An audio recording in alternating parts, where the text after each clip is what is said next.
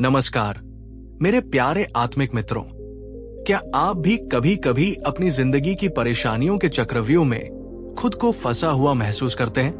क्या आपको भी कभी ऐसा लगता है कि आप एक समस्या से बाहर निकलते हैं तो दूसरी दरवाजे पर दस्तक देने लगती है? दुख, चिंता, तनाव और समस्याएं। ऐसा लगता है जैसे ये हमारे जीवन का एक स्थायी हिस्सा बन गई है जो कभी खत्म ही नहीं होंगी। हम सब शांति चाहते हैं, हम सब सुख चाहते हैं, पर यह हमें मिलता क्यों नहीं? हम कहां गलती कर रहे हैं? आज मेरे दोस्तों, हम इसी सबसे बड़े प्रश्न का उत्तर खोजने के लिए समय में 2500 साल पीछे की यात्रा करेंगे। हम चलेंगे तथागत गौतम बुद्ध की शरण में और जानेंगे उनके बताए हुए 7 ऐसे अचूक, शाश्वत और व्यावहारिक उपाय जिन्हें अगर आपने अपने जीवन में सही मायने में उतार लिया तो आप अपनी बड़ी से बड़ी परेशानियों को जड़ से मिटा सकते हैं और एक शांत, संतुलित और आनंदपूर्ण जीवन की ओर बढ़ सकते हैं।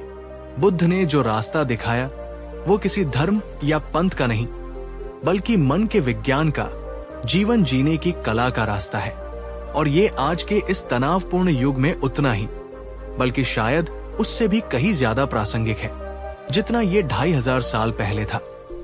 इस वीडियो को अंत तक बहुत ध्यान से देखिएगा, क्योंकि हर एक उपाय अपने आप में एक मोती है और जो 7वां और अंतिम उपाय है वो इन सभी मोतियों को एक माला में पिरोकर आपको वो कुंजी सौंप देगा जिससे आप अपने दुखों के हर ताले को खोल सकते हैं।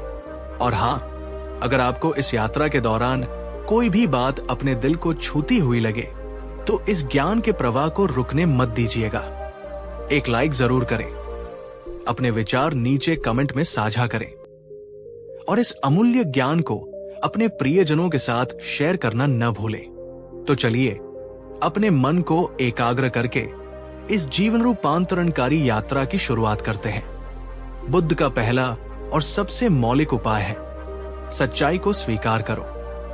बुद्ध ने अपने पहले ही उपदेश में 4 आर्य सत्य बताए थे और उनमें से पहला सत्य था इदम दुखम, अर्थात जीवन में दुख है। दोस्तों, हमारी सबसे बड़ी परेशानी और हमारा सबसे बड़ा मानसिक संघर्ष तब शुरू होता है जब हम जीवन की इस मूलभूत सच्चाई को स्वीकार करने से इनकार कर देते हैं। हम एक ऐसी काल्पनिक दुनिया में जीना चाहते हैं जहां सब कुछ हमेशा हमारी मर्जी से हो, जहां कभी कोई दुख, कोई पीड़ा, कोई असफलता ना आए। लेकिन क्या ऐसा कभी संभव हुआ है? सोचिए जरा, जब आपको आपकी मनचाही नौकरी में प्रमोशन नहीं मिला तो आपने दुखी होकर, शिकायत करके कितना समय और कितनी मानसिक ऊर्जा बर्बाद की। जब आपका कोई अपना प्रियजन आपको छोड़कर चला गया तो आपने बार बार खुद से या ईश्वर से ये सवाल पूछा, ये मेरे साथ ही क्यों हुआ? ये क्यों? और ऐसा नहीं होना चाहिए था का प्रतिरोध ही हमारे दुख को कई गुना बढ़ा देता है। लेकिन बुद्ध कहते हैं, दुख से लड़ो मत, उसे स्वीकार करो। जब तुम ये स्वीकार कर लेते हो कि बीमारी, बुढ़ापा, वियोग, असफलता ये सब जीवन की यात्रा का एक स्वाभाविक हिस्सा है, ठीक वैसे ही जैसे रात दिन का हिस्सा है, तो तुम्हारा मन लड़ना बंद कर देता है। और जिस क्षण मन लड़ना बंद कर देता है उसी क्षण उसे उस दुख से बाहर निकलने की शक्ति और स्पष्टता मिलनी शुरू हो जाती है। स्वीकृति का अर्थ हार मान लेना नहीं है। स्वीकृति का अर्थ है व्यर्थ के संघर्ष में अपनी ऊर्जा नष्ट करने के बजाय उस ऊर्जा को समाधान खोजने में लगाना। दोस्तों, क्या आपने कभी अपने जीवन में ऐसा महसूस किया है कि जब आपने किसी कठिन परिस्थिति से लड़ना छोड़कर उसे बस स्वीकार कर लिया तो आपके मन का बोझ अचानक से हल्का हो गया? अगर हाँ, तो नीचे कमेंट में पूरी सच्चाई से लिखिए, हाँ, स्वीकृति में शक्ति है।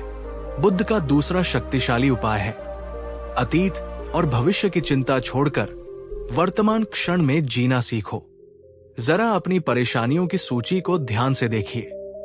आप पाएंगे कि आपकी 99% परेशानियां या तो अतीत से जुड़ी है या भविष्य से। अतीत की यादें और पछतावे, काश मैंने तब वैसा न किया होता, उसने मेरे साथ ऐसा क्यों किया, वे दिन कितने अच्छे थे, अब कभी वापस नहीं आएंगे। या भविष्य की चिंताएं और डर? अगर मैं परीक्षा में फेल हो गया तो? अगर मेरी नौकरी चली गई तो? अगर मुझे कोई गंभीर बीमारी हो गई तो? लेकिन सच्चाई क्या है? बुद्ध कहते हैं, अतीत एक जा चुके सपने की तरह है और भविष्य एक अजन्मे बच्चे की तरह। तुम्हारे पास जीने के लिए, अनुभव करने के लिए और कर्म करने के लिए सिर्फ और सिर्फ ये वर्तमान क्षण है। एक बार बुद्ध एक अत्यंत चिंतित किसान से मिले। किसान रोते हुए बोला, भगवान, इस साल सूखे के कारण मेरी सारी फसल खराब हो गई। अब मैं साल भर क्या खाऊंगा? मेरे बच्चों का क्या होगा? मैं पूरी तरह बर्बाद हो गया। बुद्ध मुस्कुराए और बोले, वत्स, तुम्हारे जीवन में सो परेशानियां हैं, पर उनमें से 99 तुम्हारे अपने मन की कल्पना है जो कभी घटित ही नहीं होंगी। तुम्हारी असली परेशानी सिर्फ एक है कि तुम्हारी इस साल की फसल खराब हो गई है। इस एक सच्चाई पर ध्यान केंद्रित करो और इसका समाधान खोजो। बाकी 99 काल्पनिक परेशानियों का बोझ अपने सिर पर क्यों ढो रहे हो? यानी हम जिन चीजों से डरते हैं, जिन भविष्य की आशंकाओं में जीते हैं, उनमें से ज्यादातर कभी होती ही नहीं और हम उनके लिए अपने आज की शांति को दांव पर लगा देते हैं। तो दोस्तों, अभी ठीक इसी वक्त खुद से ये सवाल पूछिए, क्या मैं इस पल में जी रहा हूं या मेरा मन अतीत के खंडहरों में या भविष्य के काल्पनिक बादलों में भटक रहा है? जिस क्षण आप अपने मन को पकड़कर वापस इस पल में ले आएंगे, आप पाएंगे कि इस पल में कोई समस्या है ही नहीं। बुद्ध का तीसरा अत्यंत व्यावहारिक उपाय है, अपने मन को क्रोध और द्वेष की अग्नि से बचाओ। बुद्ध ने कहा था, क्रोध को अपने मन में बनाए रखना किसी और पर फेंकने के इरादे से एक जलते हुए कोयले को अपने हाथ में पकड़े रहने जैसा है। अंत में जलता कौन है? आप खुद। जरा शांति से सोचिए, जब आप किसी पर क्रोध करते हैं या किसी के प्रति अपने मन में द्वेष या घृणा पालकर रखते हैं, तो सबसे ज्यादा नुकसान और पीड़ा किसको होती है?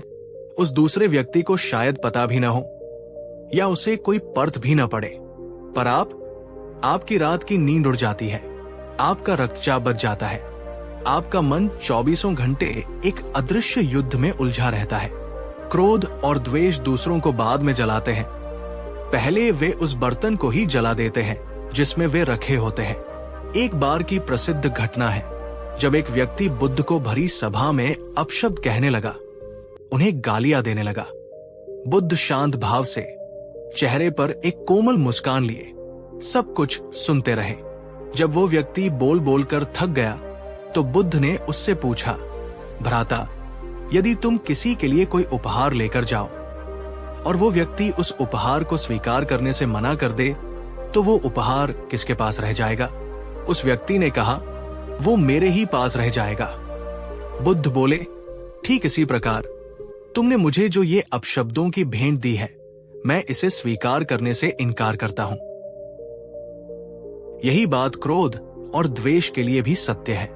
कोई आपको क्रोधित तभी कर सकता है जब आप उसके क्रोध को अपने भीतर आने की अनुमति दें। दोस्तों, क्या आप भी मानते हैं कि गुस्सा और नफरत सिर्फ हमें ही अंदर से खोखला करते हैं? अगर हाँ, तो इस वीडियो को एक लाइक जरूर कीजिए, एक संकल्प के रूप में कि आज से आप इस जलते हुए कोयले को फेंक देंगे। बुद्ध ने सिखाया कि परेशानियों से मुक्त होने का एक बहुत ही सुंदर और सकारात्मक मार्ग है, अपने हृदय को सभी प्राणियों के लिए करुणा और प्रेम से भर लेना। बुद्ध ने कहा, घृणा से घृणा कभी समाप्त नहीं होती, घृणा केवल प्रेम से ही समाप्त होती है। यही शाश्वत नियम है। जब हम केवल मैं, मेरा और मेरी परेशानियां इसी संकीर्ण दायरे में सोचते रहते हैं, तो हमारी अपनी परेशानियां हमें पहाड़ जैसी बड़ी लगने लगती है। लेकिन जिस क्षण हम अपने इस छोटे से मैं के घेरे से बाहर निकलकर दूसरों के दुख और उनकी पीड़ा को समझने की कोशिश करते हैं, तो हमें अचानक ये बोध होता है कि हमारी अपनी परेशानियां उतनी बड़ी हैं ही नहीं। करुणा का भाव हमारे अहंकार को पिघला देता है और हमें उस सार्वभौमिक मानवता से जोड़ता है जहां हर कोई अपनी अपनी लड़ाई लड़ रहा है। बुद्ध की एक प्रसिद्ध शिष्या थी, किसा गौतमी। जो अपने मृत पुत्र के शोक में विक्षिप्त हो गई थी। वो बुद्ध के पास अपने बेटे को जीवित करने की प्रार्थना लेकर गई। बुद्ध ने उसे एक बहुत ही सरल काम दिया। जाओ, गांव से एक मुट्ठी सरसों के दाने ले आओ, पर उस घर से लाना जहां कभी किसी की मृत्यु न हुई हो। वो स्त्री पूरे गांव में घर घर घूमी, पर उसे एक भी ऐसा घर नहीं मिला जहां कभी किसी ने अपने प्रियजन को न खोया हो। तब उसे ये गहरा बोध हुआ, दुख केवल मेरा व्यक्तिगत नहीं है, ये तो जीवन का एक सार्वभौमिक हिस्सा है। और जैसे ही उसे ये समझ आया, उसका अपना दुख हल्का हो गया। उसने दूसरों के दुख में अपने दुख का समाधान पा लिया। दोस्तों, क्या आपने कभी किसी की निस्वार्थ भाव से मदद करके अपने अंदर एक गहरी शांति और सुकून को महसूस किया है? नीचे कमेंट में हाँ या ना में अपना अनुभव जरूर बताएं। बुद्ध ने कहा था, स्वास्थ्य सबसे बड़ा उपहार है, संतोष सबसे बड़ा धन है और वफादारी सबसे बड़ा रिश्ता है। आज के इस भौतिकवादी युग में हमारी अधिकांश परेशानियों की जड़ क्या है?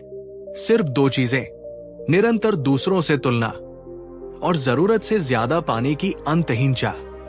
हम सोशल मीडिया पर दूसरों की आदर्श जिंदगियां देखते हैं और अपनी जिंदगी को कोसने लगते हैं। उसके पास मुझसे बड़ी कार है, उसके बच्चे मुझसे बेहतर स्कूल में पढ़ते हैं, वो मुझसे ज्यादा खुश दिखता है।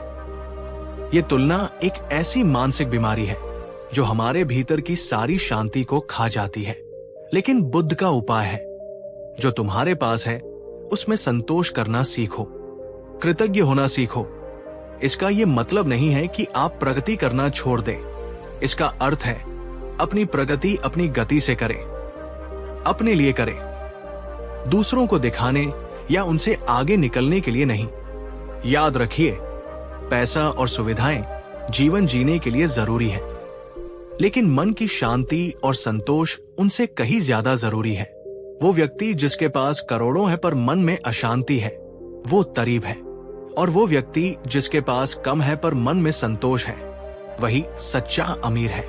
दोस्तों, क्या आपको लगता है कि सोशल मीडिया और आधुनिक जीवन शैली ने इस तुलना की बीमारी को और भी बढ़ा दिया है?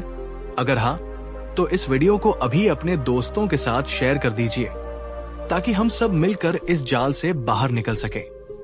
अब हम आते हैं बुद्ध द्वारा बताए गए उस उपाय पर, जिसे वे सभी उपायों का राजा मानते थे, और वो है ध्यान और आत्म जागरूकता का अभ्यास। बुद्ध ने कहा, जैसे बारिश एक कमजोर छप्पर वाले घर में घुस जाती है, वैसे ही वासनाएं और क्लेश एक अप्रशिक्षित मन में घुस जाते हैं। पर जैसे बारिश एक मजबूत छत वाले घर में नहीं घुस पाती, वैसे ही क्लेश एक सुविकसित और ध्यानपूर्ण मन में प्रवेश नहीं कर पाते। आपकी सारी परेशानियां आपके मन में ही जन्म लेती है। आपका मन ही दुख का कारण है, और आपका मन ही दुख से मुक्ति का द्वार भी है। ध्यान वो कुंजी है जो इस द्वार को खोलती है। ध्यान से क्या होता है? ध्यान हमारे मन में चल रहे विचारों के अनियंत्रित कोलाहल को शांत करता है। ये हमें सिखाता है कि हम अपने विचार नहीं हैं, बल्कि हम उन विचारों को देखने वाले साक्षी हैं। और जिस दिन आपको ये अनुभव हो जाता है, उसी दिन विचारों की शक्ति आपके ऊपर से तत्म हो जाती है। एक साधु ने बुद्ध से पूछा, भगवान, मैं सालों से ध्यान कर रहा हूं, पर मुझे शांति क्यों नहीं मिल रही? बुद्ध ने कहा, क्योंकि तुम शांति को पाने की कोशिश कर रहे हो। शांति पाई नहीं जाती, वो तुम्हारे भीतर पहले से ही मौजूद है। तुम्हें सिर्फ अपने मन के शोर को, अपनी बेचैनी को शांत करना है। जैसे ही शोर शांत होगा, तुम्हें अपने भीतर की शांति सुनाई देने लगेगी। दोस्तों, आपको घंटों तक साधना करने की जरूरत नहीं है। आप चाहे तो रोज सिर्फ 10 मिनट के लिए एक शांत जगह पर बैठें, आंखें बंद करें और सिर्फ अपनी आती जाती सांस पर ध्यान दें। ये साधारण सा अभ्यास आपकी चिंताओं को जड़ से मिटाने की क्षमता रखता है। और 7वां और सबसे गहरा उपाय है, जो इन सभी उपायों को अपने में समाहित कर लेता है, मौन और धैर्य की शक्ति।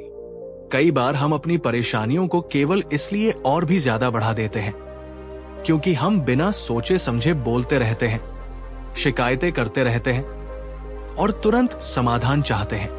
बुद्ध ने कहा था, शब्दों में घाव भरने और घाव देने दोनों की शक्ति होती है। विवेकपूर्ण ढंग से चुने। मौन का अर्थ सिर्फ मुंह से चुप रहना नहीं है, इसका गहरा अर्थ है भीतर से शांत और स्थिर रहना, धैर्य रखना। जीवन की हर समस्या एक बीज की तरह होती है, उसे अंकुरित होने और फल देने में समय लगता है। अगर आप अधीर होकर उसे रोज खोद कर देखेंगे तो वो कभी नहीं उगेगा। जब कोई आप पर क्रोध करे, मौन रहें और धैर्य रखें। जब जीवन में कोई रास्ता न सूझे, मौन रहें और धैर्य रखें। जब मन में विचारों का तूफान उठे, मौन रहें और धैर्य रखें। मौन में ही हमारा मन अपनी बिखरी हुई शक्तियों को पुनः एकत्रित करता है। मौन में ही हमें गहरे समाधान और अंतर्दृष्टि प्राप्त होती है। तो दोस्तों, ये थे बुद्ध के वे 7 शाश्वत उपाय जो हमें हर तरह की परेशानी से हमेशा के लिए मुक्त होने का मार्ग दिखाते हैं। सच्चाई को स्वीकार करना, वर्तमान क्षण में जीना, क्रोध और द्वेष को छोड़ना, करुणा और प्रेम अपनाना, संतोष में सुख खोजना, ध्यान और आत्म जागरूकता का अभ्यास, और अंत में मौन और धैर्य की शक्ति। अगर आप इन उपायों को सिर्फ सुनेंगे नहीं, बल्कि अपने जीवन में धीरे धीरे उतारने का प्रयास करेंगे, तो आप पाएंगे कि परेशानियां आनी बंद नहीं होंगी, पर अब वे आपको परेशान नहीं कर पाएंगी। आप उस गहरे, स्थिर महासागर की तरह हो जाएंगे, जिसकी सतह पर लहरें उठती हैं, पर जिसकी गहराइयों में सदा शांति बनी रहती है। तो अब आप बताइए, आपको इन 7 उपायों में से कौन सा उपाय आज के समय में सबसे ज्यादा जरूरी और शक्तिशाली लगा? नीचे कमेंट में अपना विचार जरूर लिखें। पिछले वीडियो में हमने तथागत गौतम बुद्ध द्वारा बताए गए उन 7 शक्तिशाली उपायों को जाना था, जो हमें हमारी रोजमर्रा की परेशानियों और दुखों से मुक्त होने का मार्ग दिखाते हैं। हमने सीखा था कि कैसे सच्चाई को स्वीकार करके, वर्तमान में जीकर और क्रोध को त्याग कर हम अपने मन को शांत कर सकते हैं। लेकिन बुद्ध का ज्ञान एक अथाह सागर की तरह है। जितना गहरा हम उसमें उतरते हैं, उतने ही अनमोल मोती हमारे हाथ लगते हैं।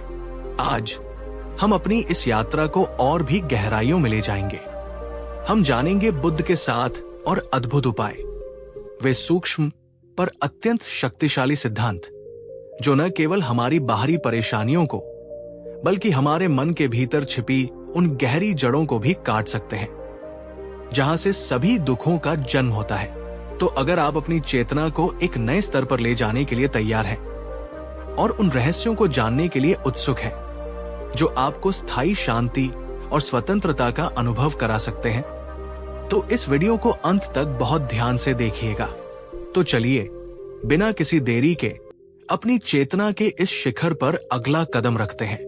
बुद्ध का 8वां उपाय हमारी उस सबसे गहरी और विनाशकारी प्रवृत्ति पर प्रहार करता है, जिसे वे लोभ या तृष्णा कहते थे। बुद्ध ने कहा था, लोभ एक ऐसी अग्नि है जो जितना भी ईंधन पाती है, उतनी ही और भड़कती है।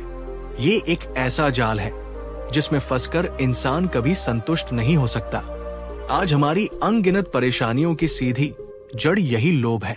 ज्यादा से ज्यादा पैसा कमाने का लोभ, जिसके लिए हम अपने स्वास्थ्य, अपने रिश्तों और अपनी शांति को दांव पर लगा देते हैं। नाम और शोहरत का लोभ, जो हमें दूसरों की नजरों में अच्छा दिखने के लिए एक निरंतर दौड़ में दौड़ाता रहता है। इंद्रिय सुखों का लोभ, जो हमें क्षणिक आनंद तो देता है, पर पीछे एक गहरी रिक्ति और अतृप्ति छोड़ जाता है। एक बार एक अत्यंत धनी व्यापारी बुद्ध के पास आया। उसके पास सोने चांदी के भंडार थे, बड़े बड़े महल थे, पर वो बोला, भगवान, मेरे पास सब कुछ है, लेकिन मेरे मन में चैन का एक पल भी नहीं है। मुझे हर समय और अधिक पाने की चिंता सताती रहती है। बुद्ध मुस्कुराए और बोले, वत्स, तुम्हारे पास सब कुछ है, सिवाय उस एक चीज के जो सबसे ज्यादा कीमती है, और वो है संतोष। उन्होंने आगे कहा, तुम्हारा कटोरा भरा हुआ नहीं है, बल्कि उसमें एक छेद है, जिसका नाम है लोभ। जब तक तुम इस छेद को नहीं भरोगे, तुम उसमें चाहे पूरी दुनिया की दौलत डाल दो, वो हमेशा खाली ही रहेगा। दोस्तों, जरा शांति से अपने भीतर झांक कर देखिए। क्या आपकी कोई बड़ी परेशानी कहीं न कहीं इसी और ज्यादा की चाह, इसी लोभ से तो नहीं जुड़ी हुई है? बुद्ध का उपाय लोभी बनने या सब कुछ त्याग देने की दो अतियों के बीच मध्यम मार्ग अपनाने का है। जरूरतें पूरी करो, पर लोभ के जाल में मत फंसो। जिस दिन आप अपनी जरूरतों और अपने लोभ के बीच की रेखा खींचना सीख जाएंगे, उस दिन आपकी आधी से ज्यादा परेशानियां अपने आप समाप्त हो जाएंगी। बुद्ध का नवा उपाय उनके धम्म का सार है, एक ऐसा महासत्य जिसे अगर हम सच में आत्मसात कर ले तो कोई भी दुख हमें तोड़ नहीं सकता। और वो सत्य है अनिच्चा, अर्थात सब कुछ अनित्य है, परिवर्तनशील है, कुछ भी स्थायी नहीं है। आपका सुख भी स्थायी नहीं है, और सबसे बड़ी खुशखबरी यह है कि आपका दुख भी स्थायी नहीं है, आपकी सफलता स्थायी नहीं है, और आपकी आज की परेशानी भी स्थायी नहीं है। हम परेशान इसलिए होते हैं क्योंकि हम अपनी वर्तमान दुखद स्थिति को पकड़कर बैठ जाते हैं और मान लेते हैं कि ये हमेशा ऐसी ही रहेगी। एक बार बुद्ध अपने शिष्यों के साथ एक ब्यूटीफुल मेडो से गुजर रहे थे, जहां हजारों सुंदर फूल खिले थे। आनंद ने कहा, भगवान, ये दृश्य कितना मनोरम है। बुद्ध मुस्कुराए और बोले, हाँ आनंद, ये सुंदर है, पर इसकी सुंदरता को पूरी तरह से वही अनुभव कर सकता है जो ये भी जानता है कि कल ये मुरझा जाएंगे। फिर वे एक सूखी पतझड़ की घाटी से गुजरे। एक शिष्य ने कहा, भगवान, ये स्थान कितना नीरस और उदास है। बुद्ध ने फिर कहा, हाँ ये नीरस है, पर इसकी नीरसता को शांति से वही देख सकता है जो ये भी जानता है कि बसंत में यहां फिर से नए फूल खिलेंगे। बुद्ध हमें सिखा रहे हैं कि जीवन सुख और दुख, निर्माण और विनाश, मिलन और विछोह का एक निरंतर प्रवाह है। अगर हम इस प्रवाह से लड़ने के बजाय इसके साथ बहना सीख लें, तो परेशानियों में भी हमें उम्मीद की किरण नजर आने लगेगी। क्या आपने कभी अपने जीवन में ऐसा अनुभव किया है कि कोई ऐसी समस्या जो एक समय पर आपको अपने जीवन की सबसे बड़ी और असाध्य समस्या लग रही थी, वो समय के साथ या तो अपने आप हल हो गई या अपना महत्व खो बैठी? नीचे कमेंट में लिखिए, हाँ, समय सब कुछ बदल देता है। बुद्ध का 10वां उपाय हमारे सामाजिक जीवन और हमारी प्रगति के लिए अत्यंत महत्वपूर्ण है। उन्होंने कहा, एक मूर्ख मित्र से बेहतर है एक बुद्धिमान शत्रु, और सबसे बेहतर है अकेले चलना यदि तुम्हें कोई प्रज्ञावान साथी न मिले। जैसी तुम्हारी संगति होगी वैसा ही तुम्हारा जीवन बनेगा। जरा सोचिए, आप दुनिया की सबसे अच्छी और उपजाऊ बीज लेकर आए, पर उसे एक जहरीली बंजर भूमि में बो दें, तो क्या वो अंकुरित होगा? कभी नहीं। ठीक इसी तरह आपके भीतर चाहे कितनी भी क्षमता और अच्छे विचार क्यों न हो, अगर आप नकारात्मक, ईर्ष्यालु, शिकायत करने वाले और आपको नीचे खींचने वाले लोगों के बीच रहेंगे, तो आपका मानसिक विकास कभी नहीं हो पाएगा। बुद्ध के समय का सबसे बड़ा उदाहरण है डाकू अंगुलिमाल, जो हजारों लोगों का हत्यारा था। वह भी जब बुद्ध की प्रज्ञावान और करुणामयी संगति में आया तो उसका हृदय परिवर्तित हो गया और वो एक संत बन गया। यह है संगति की शक्ति। दोस्तों, आपकी परेशानियां कई गुना कम हो जाएंगी अगर आप सिर्फ इतना करना सीख लें कि आप अपना कीमती समय और अपनी ऊर्जा किन लोगों पर खर्च कर रहे हैं, इसका सही चुनाव करें। तो आज खुद से ये सवाल पूछिए, मेरे जीवन के वे कौन से 5 लोग हैं जिनके साथ मैं सबसे ज्यादा समय बिताता हूं? क्या वे लोग मुझे एक बेहतर, शांत और समझदार इंसान बनने में मदद कर रहे हैं, या वे अपनी नकारात्मकता से मेरी ऊर्जा को भी खत्म कर रहे हैं? ये आत्मविश्लेषण बहुत जरूरी है। बुद्ध का 11वां उपाय उनके जीवन के व्यक्तिगत अनुभव से निकला हुआ एक सुनहरा सिद्धांत है। बुद्ध ने हमेशा कहा, जीवन में सभी दुखों का कारण 2 अतिया, एक्सट्रीम्स हैं। एक है अत्यधिक भोगविलास में डूब जाना और दूसरी है अपने शरीर को अत्यधिक कष्ट देना। सत्य का, शांति का और समाधान का रास्ता इन दोनों के बीच से होकर जाता है, जिसे मध्यमा पतिब्दा या मध्यम मार्ग कहते हैं। हम अक्सर परेशान इसलिए होते हैं क्योंकि हम अपने जीवन में संतुलन खो देते हैं, या तो हम काम में इतना डूब जाते हैं कि अपने स्वास्थ्य और परिवार को पूरी तरह भूल जाते हैं, और फिर एक दिन बीमार होकर या अकेले रहकर परेशान होते हैं, या फिर हम आराम और आलस्य में इतना डूब जाते हैं कि अपनी जिम्मेदारियों और लक्ष्यों को भूल जाते हैं, और फिर असफलता और पश्चाताप में परेशान होते हैं। बुद्ध कहते हैं, जीवन एक वीणा की तरह है, अगर उसके तारों को बहुत ज्यादा कस दोगे तो वे टूट जाएंगे, और अगर बहुत ढीला छोड़ दोगे तो उनसे कोई संगीत नहीं निकलेगा। मधुर संगीत केवल तभी निकलता है जब तार संतुलित रूप से कसे हों। दोस्तों, जरा अपने जीवन को देखिए। क्या आपकी कोई परेशानी आपके जीवन के किसी क्षेत्र में असंतुलन की वजह से तो नहीं है? क्या आप अपने काम, स्वास्थ्य, परिवार और आत्मविकास, इन सभी के बीच एक सही संतुलन बना पा रहे हैं? बुद्ध का 12वां उपाय आज के इस इंस्टेंट ग्रेटिफिकेशन यानी सब कुछ तुरंत पाने वाले युग के लिए एक महाऔषधि है। बुद्ध ने कहा, धैर्य कड़वा है पर उसका फल मीठा होता है। धैर्य परम तप है। हमारी बहुत सारी परेशानियों की एक बहुत बड़ी वजह है हमारा अधैर्य। हम सब कुछ तुरंत चाहते हैं। हम आज जिम जाना शुरू करते हैं और कल ही 6 पैक एब्स चाहते हैं। हम आज एक बिजनेस शुरू करते हैं और अगले महीने ही करोड़पति बनना चाहते हैं। हम आज ध्यान करना शुरू करते हैं और कल ही बुद्धत्व को उपलब्ध हो जाना चाहते हैं। और जब परिणाम हमारी अपेक्षा के अनुसार तुरंत नहीं मिलते तो हम निराश हो जाते हैं, प्रयास करना छोड़ देते हैं और खुद को या भाग्य को कोसने लगते हैं। लेकिन याद रखिए, प्रकृति की हर महान चीज समय लेती है।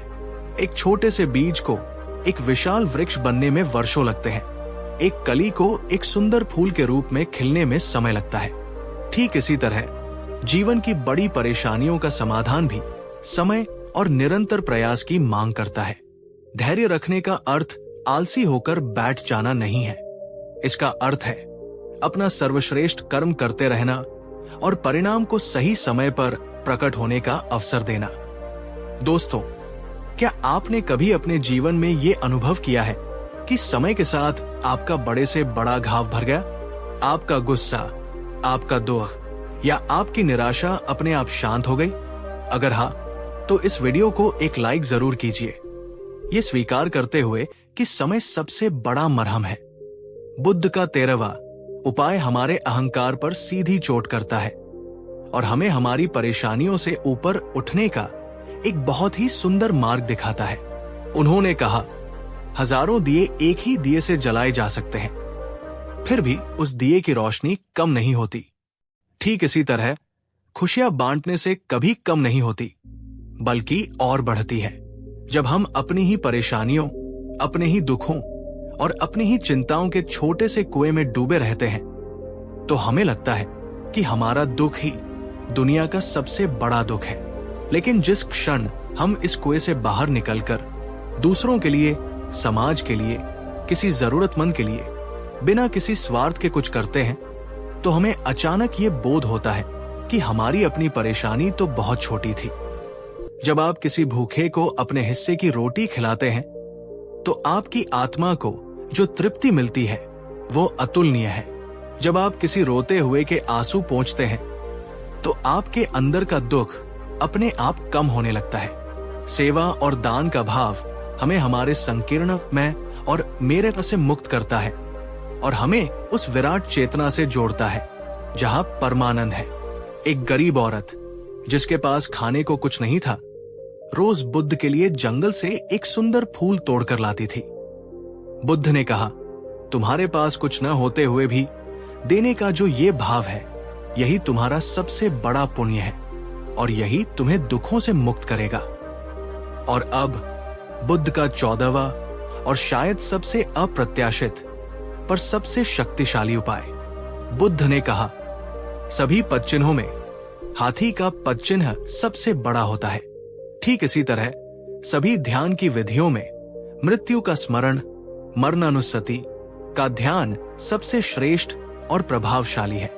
ये सुनने में शायद थोड़ा भयावह लगे, पर बुद्ध ने कहा, मृत्यु को याद करना भयभीत होने के लिए नहीं, बल्कि जागने के लिए है। जरा एक पल के लिए सोचिए, अगर आपको ये पता हो कि ये जीवन नश्वर है, एक दिन ये शरीर, ये धन, ये पद, ये रिश्ते, सब कुछ यही छूट जाएगा, तो क्या आप अपनी छोटी छोटी परेशानियों को, अपनी छोटी छोटी शिकायतों और अहंकार को इतना ज्यादा महत्व देंगे? नौकरी चली गई तो क्या? ये शरीर भी तो एक दिन चला जाएगा। किसी ने अपमान कर दिया तो क्या? ये अहंकार भी तो एक दिन राख हो जाएगा। जब हम मृत्यु की परम सच्चाई को, जीवन की इस क्षण भंगुरता को याद रखते हैं, तो हमारी प्राथमिकताएं अपने आप सही हो जाती है। हम व्यर्थ की बातों में उलझना छोड़ देते हैं और अपना हर क्षण प्रेम, करुणा और सार्थकता से जीने का प्रयास करते हैं। मृत्यु का स्मरण हमें जीवन से दूर नहीं ले जाता, बल्कि हमें जीवन की असली कीमत सिखाता है। दोस्तों, क्या आपको नहीं लगता कि अगर हम जीवन की इस अस्थिरता को याद रखें, तो हम अनावश्यक चिंताओं से मुक्त होकर एक ज्यादा शांत और उद्देश्यपूर्ण जीवन जी पाएंगे? तो दोस्तों, आज की इस गहरी यात्रा में हमने बुद्ध के 7 और अनमोल उपायों को जाना। 8, लोभ को छोड़कर संतुलित रहना। 9, अनित्यता के सत्य को समझना। 10, सही और सकारात्मक संगति चुनना। 11, जीवन के हर क्षेत्र में मध्यम मार्ग अपनाना। 12, धैर्य और प्रतीक्षा की शक्ति को विकसित करना। 13, सेवा और दान के माध्यम से अपने मैं से ऊपर उठना। 14, और अंत में मृत्यु का स्मरण करके जीवन को सार्थकता से जीना। पिछले 7 और इन 7 उपायों को मिलाकर अब आपके पास 14 कुंजियां हैं। ये वे कुंजियां हैं जिनसे आप अपनी परेशानियों के हर ताले को खोल सकते हैं और अपने जीवन को एक नए, शांत और आनंदपूर्ण आयाम में ले जा सकते हैं। तो अब आप बताइए, आज के इन 7 उपायों में से कौन सा एक उपाय है जिसे आप आज से ही अपने जीवन में उतारने का दृढ़ संकल्प लेते हैं? नीचे कमेंट में अपना संकल्प जरूर लिखिए। आपका संकल्प आपको शक्ति देगा। पिछले 2 भागों में हमने तथागत गौतम बुद्ध द्वारा बताए गए उन 14 शक्तिशाली उपायों को जाना है, जो हमें हमारी रोजमर्रा की परेशानियों और दुखों से मुक्त होने का व्यावहारिक मार्ग दिखाते हैं। हमने सीखा कि कैसे स्वीकृति, करुणा, संतोष और धैर्य जैसे गुण हमारे जीवन में शांति का संचार कर सकते हैं। लेकिन बुद्ध का ज्ञान एक ऐसा सागर है जिसकी कोई था नहीं। आज हम इस सागर में और भी गहरे गोते लगाने जा रहे हैं। हम जानेंगे बुद्ध के 7 और नए, अत्यंत सूक्ष्म और गहरे उपाय। ये वे उपाय हैं जो हमारी सोच, हमारी आदतों और हमारे आत्मविश्वास की जड़ों तक जाकर उन्हें भीतर से रूपांतरित करने की क्षमता रखते हैं। ये उपाय हमें सिखाएंगे कि कैसे अपनी सोच को बदलकर जीवन को बदला जा सकता है, कैसे छोटी छोटी आदतें एक बड़े परिवर्तन को जन्म देती है और कैसे अपने भीतर की असीम शक्ति पर विश्वास करके हम किसी भी चुनौती पर विजय पा सकते हैं। तो अगर आप अपनी चेतना को और भी परिष्कृत करने के लिए और परेशानियों से मुक्ति के इन अंतिम रहस्यों को जानने के लिए तैयार हैं, तो इस वीडियो को अंत तक पूरी एकाग्रता के साथ देखिएगा। तो चलिए प्रज्ञा के इस शिखर पर अपनी यात्रा के अंतिम चरण की ओर बढ़ते हैं। बुद्ध का 15वां उपाय, जिसे आज का आधुनिक मनोविज्ञान भी अपने हर सिद्धांत का आधार मानता है, वो है अपनी सोच को सकारात्मक दिशा दो। बुद्ध ने कहा था, हम जो कुछ भी है वो उसका परिणाम है जो हमने आज तक सोचा है। हमारा जीवन हमारे विचारों द्वारा ही निर्मित होता है। दोस्तों, हम अक्सर अपनी परेशानियों को अपनी सोच से कई गुना ज्यादा बड़ा और भयावह बना देते हैं। हमारी बाहरी परिस्थिति उतनी बुरी नहीं होती जितनी बुरी कहानी हम अपने मन में उसके बारे में गढ़ लेते हैं। मैं ये काम कभी नहीं कर पाऊंगा, मेरी किस्मत ही शराब है, मेरे साथ कभी कुछ अच्छा नहीं हो सकता, वो व्यक्ति हमेशा मेरे बारे में बुरा ही सोचता है। ये नकारात्मक आत्मचर्चा, नेगेटिव सेल्फ टॉक, एक धीमे जहर की तरह है जो हमारे आत्मविश्वास और हमारी ऊर्जा को धीरे धीरे खत्म कर देती है। एक बार एक शिष्य अत्यंत दुखी और निराश होकर बुद्ध के पास आया। उसने कहा, भगवान, मैं जो भी काम शुरू करता हूं उसमें नाकाम ही रहता हूं। मुझे लगता है कि मैं किसी लायक ही नहीं हूं। बुद्ध ने उससे कहा, वत्स, तुम नाकाम इसलिए नहीं होते कि तुम्हें क्षमता नहीं है। तुम नाकाम इसलिए होते हो क्योंकि तुमने अपने मन को यह विश्वास दिला दिया है कि मैं नाकाम हूं। जिस क्षण तुम अपने मन में यह सोचना शुरू कर दोगे कि मैं सक्षम हूं, मैं सीख सकता हूं, मैं प्रयास कर सकता हूं, उसी क्षण तुम्हारी वास्तविकता बदलनी शुरू हो जाएगी। बुद्ध उसे एक बगीचे में ले गए और 2 पौधे दिखाए। उन्होंने कहा, एक पौधे को मैं रोज प्रेम, सराहना और प्रोत्साहन के शब्द कहता हूं और दूसरे को मैं रोज आलोचना और निराशा के शब्द कहता हूं। कुछ समय बाद देखना क्या परिणाम होता है।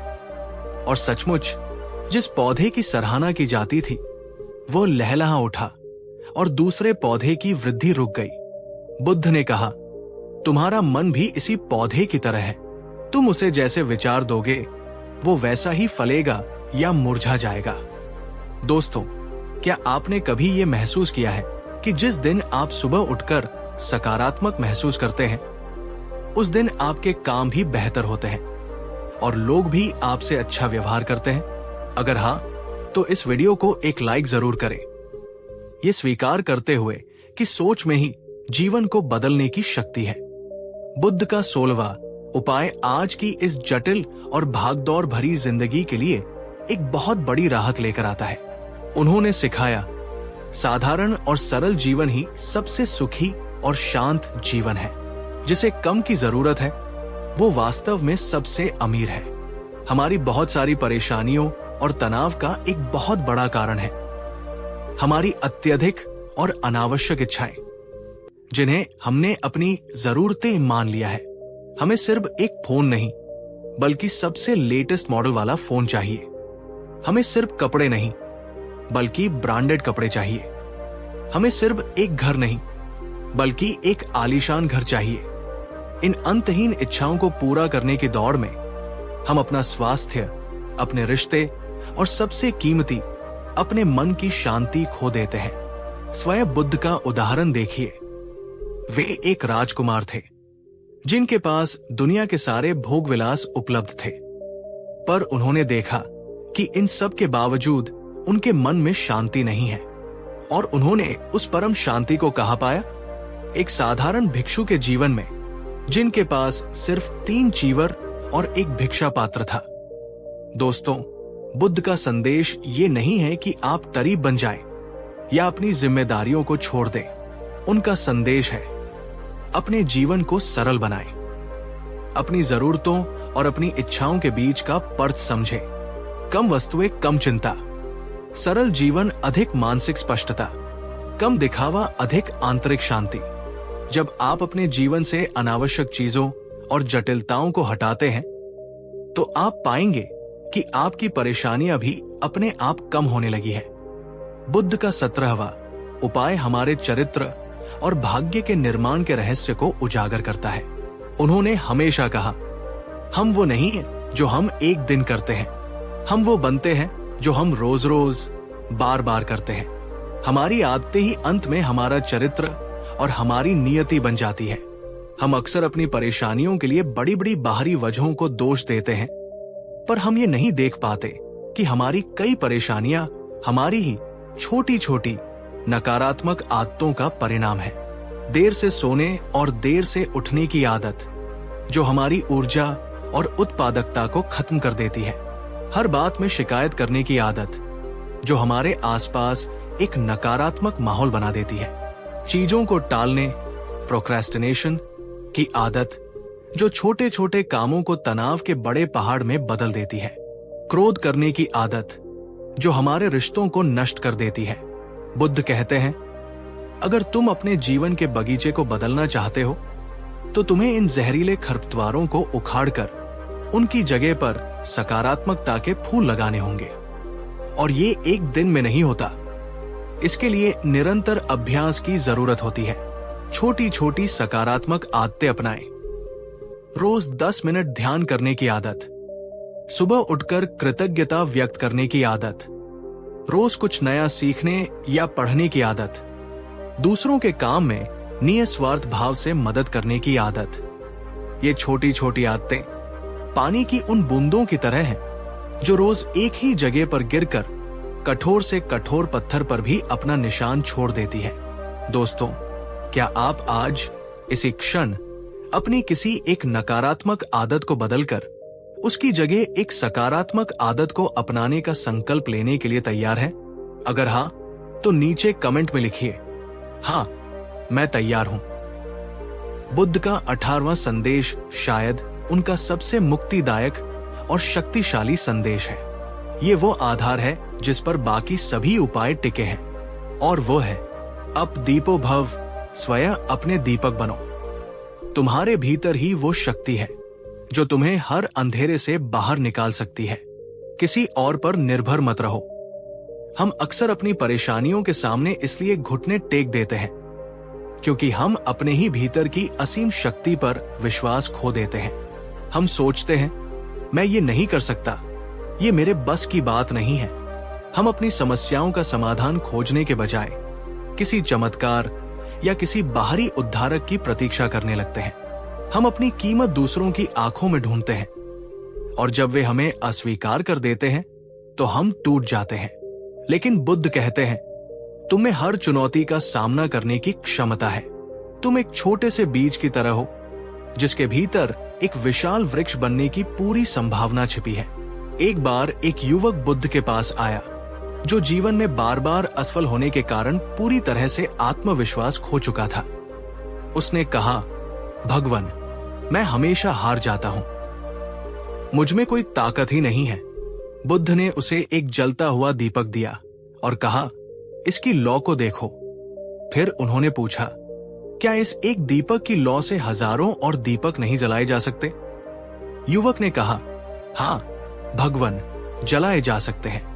बुद्ध ने कहा, तो क्या हजारों दीपक जलाने से इस पहले दीपक की लौ कम हो जाएगी? युवक ने कहा, नहीं भगवन, वो तो उतनी ही रहेगी। बुद्ध मुस्कुराए और बोले, ठीक इसी तरह तुम्हारे भीतर भी प्रज्ञा और शक्ति का एक ऐसा ही दीपक जल रहा है। तुम अपनी शक्ति किसी को देकर कम नहीं होते, और न ही किसी और से तुम्हें शक्ति उधार लेने की जरूरत है। अपनी लौ को पहचानो, उस पर विश्वास करो और उसी के प्रकाश में अपना मार्ग तय करो। दोस्तों, क्या आप अपने भीतर की इस असीम शक्ति को महसूस करना चाहते हैं? अगर हाँ, तो इस वीडियो को उन सभी लोगों के साथ शेयर करें जो आज शायद खुद को कमजोर और हारा हुआ महसूस कर रहे हैं। बुद्ध का 19वां उपाय हमारी परेशानियों की सबसे गहरी जड़ यानी अज्ञान पर प्रहार करता है। बुद्ध ने कहा था, अविद्या परम मल, अज्ञान ही सबसे बड़ा मैल है। यही सभी दुखों का मूल कारण है। जब हम चीजों को, परिस्थितियों को और स्वयं अपने मन के स्वभाव को नहीं समझते तो हम डरते हैं, हम गलत निर्णय लेते हैं और हम अनावश्यक रूप से दुखी होते हैं। हमें दुख के स्वभाव का ज्ञान नहीं होता, इसलिए हम उससे लड़ते हैं।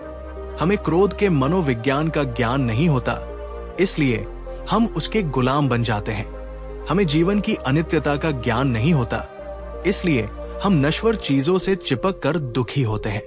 ज्ञान उस प्रकाश की तरह है जो अंधेरे कमरे में आते ही सांप के भ्रम को मिटाकर रस्सी की सच्चाई को प्रकट कर देता है। जैसे ही समझ आती है, वैसे ही डर और परेशानी अपने आप कम हो जाते हैं। इसलिए बुद्ध का मार्ग निरंतर सीखते रहने का, स्वयं को शिक्षित करने का और जीवन के नियमों को समझने का मार्ग है।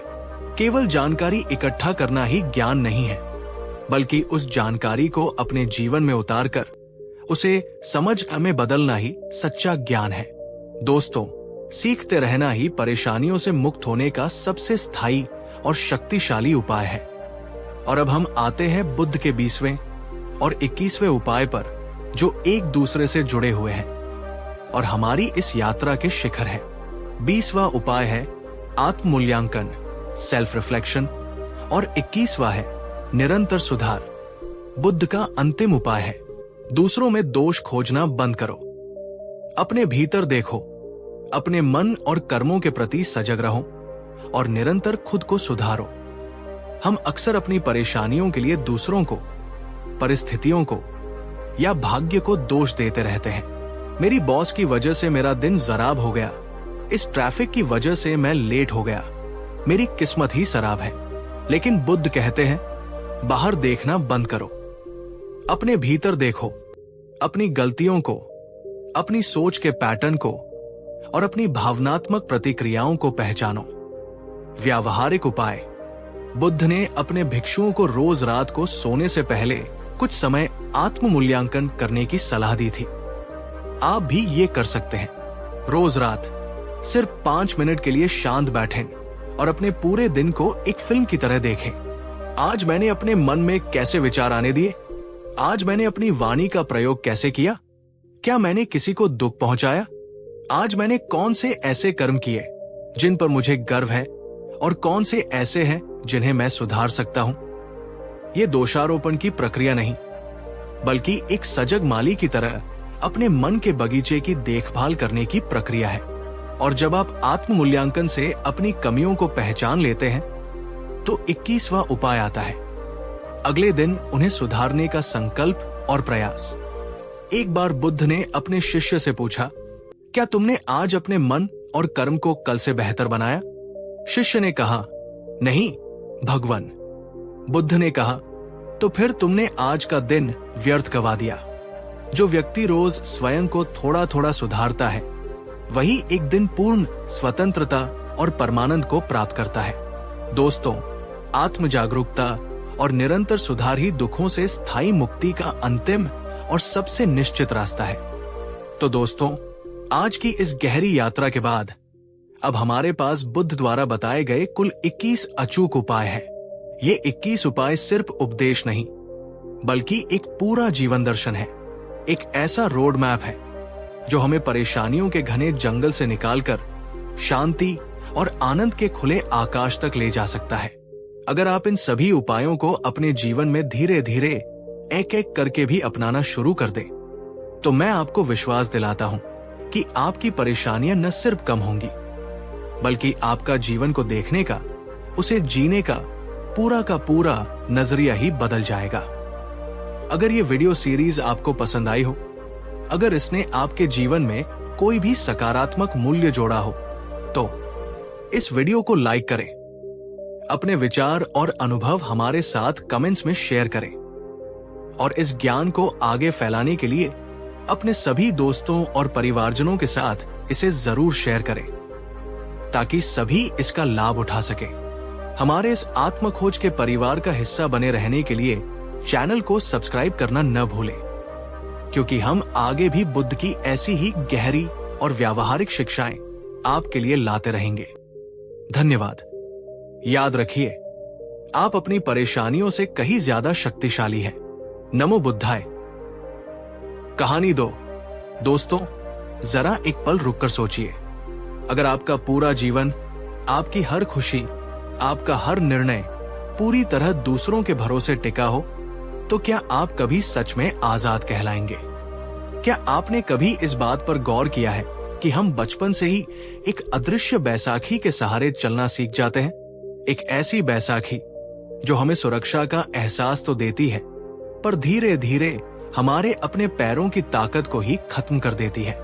हम ज्यादातर फैसले, अपनी सोच और यहाँ तक कि अपने सपनों का भविष्य भी दूसरों की राय पर क्यों छोड़ देते हैं?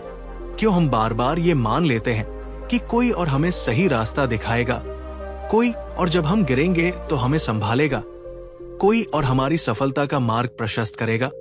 लेकिन आज से 2500 साल पहले एक प्रज्ञावान पुरुष तथागत गौतम बुद्ध ने हमें एक क्रांतिकारी, एक मुक्तिदायक संदेश दिया था।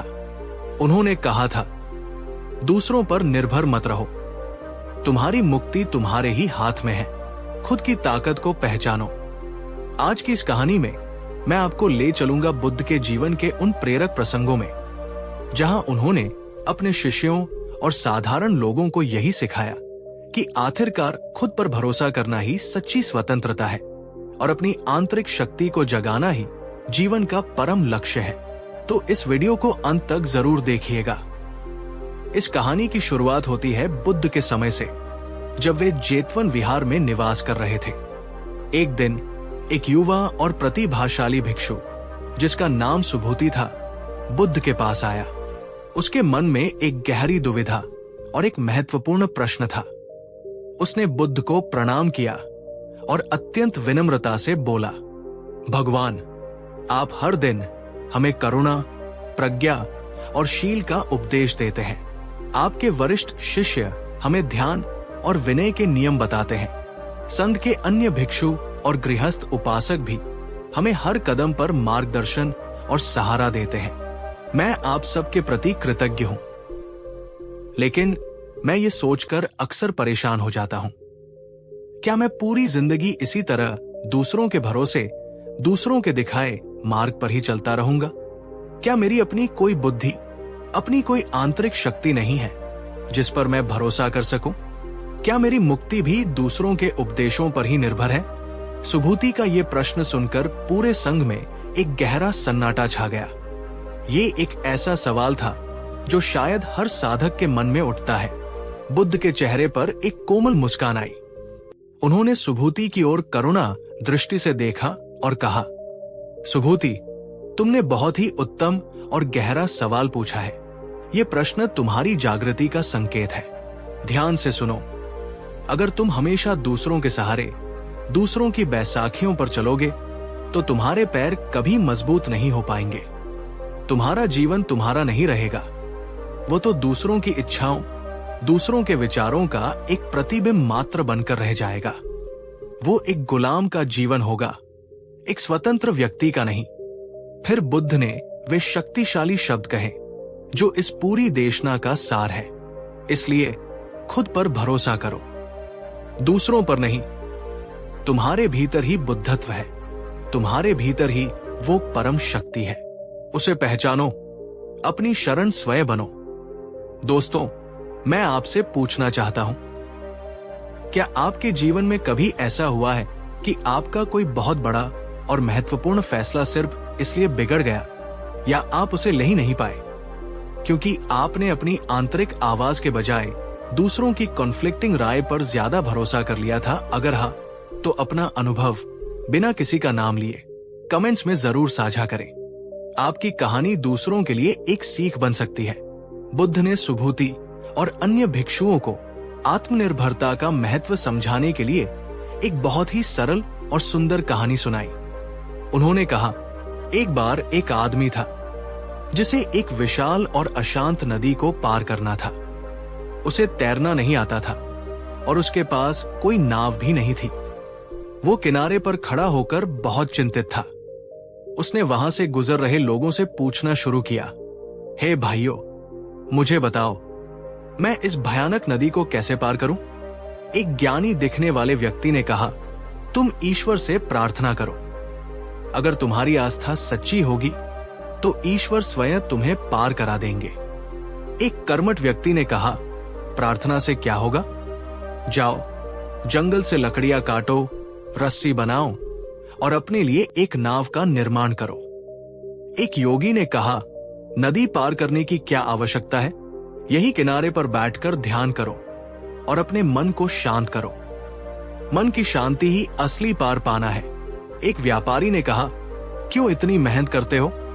थोड़ा इंतजार करो, शाम को एक बड़ी नाव आएगी, उसे कुछ पैसे दे देना और वो तुम्हें पार ले जाएगी। वो आदमी पूरी तरह से उलझ गया। उसने हर किसी की सलाह को थोड़ा थोड़ा मानने की कोशिश की। वो थोड़ी देर प्रार्थना करता, फिर 2 लकड़ियां काटने जाता, फिर थककर ध्यान करने बैठ जाता और फिर नाव का इंतजार करने लगता। नतीजा ये हुआ कि दिन बीत गया, रात होने को आई और वो वही का वही खड़ा रहा। वो न तो तैरना सीख पाया, न नाव बना पाया और न ही नदी पार कर पाया। तभी वहां एक आत्मज्ञानी भिक्षु आए। उन्होंने उस आदमी की दुर्दशा देखी और उससे पूछा, तुम इतने लोगों से सलाह क्यों मांग रहे हो, जो स्वयं अभी इस किनारे पर ही खड़े हैं? उन्होंने आगे कहा, दूसरों से पूछना बंद करो, अपने भीतर झांको, अपनी शक्ति और अपनी सीमाओं को पहचानो। क्या तुम लकड़ियां काटकर नाव बना सकते हो? अगर हां, तो पूरी एकाग्रता से वही करो। अगर नहीं, तो क्या तुम कुछ लकड़ियों को जोड़कर एक छोटा सा बेड़ा, राफ्ट बना सकते हो, जिसके सहारे तुम हाथ पैर मारकर नदी पार कर सको? अपनी क्षमता को देखो और फिर पूरी हिम्मत से अपना पहला कदम उठाओ। याद रखो, नदी तभी पार होगी जब तुम खुद पानी में उतरोगे। कोई और तुम्हारी जगह पर गीला नहीं हो सकता। कहानी समाप्त करके बुद्ध ने कहा, सुभूति, ये जीवन भी एक विशाल नदी की तरह है और दुख, अज्ञान और क्लेश इसकी अशांत धाराएं हैं। मैं और अन्य गुरु तुम्हें नाव बनाना सिखा सकते हैं। हम तुम्हें सही दिशा बता सकते हैं, पर तुम्हारी नाव तुम्हें स्वयं ही बनानी होगी और उसे चलाना भी तुम्हें स्वयं ही होगा। दूसरों पर नहीं, खुद की ताकत पर, खुद के पुरुषार्थ पर भरोसा करना पड़ता है। दोस्तों, आपको क्या लगता है, क्या जीवन की मुश्किलें और चुनौतियां हमें मजबूत बनाने के लिए आती हैं, या हमें और अधिक निर्भर और कमजोर बनाने के लिए? कमेंट करके अपनी राय जरूर बताइए। आत्मनिर्भरता और आत्मशरण का ये संदेश बुद्ध की शिक्षाओं का केंद्र बिंदु था।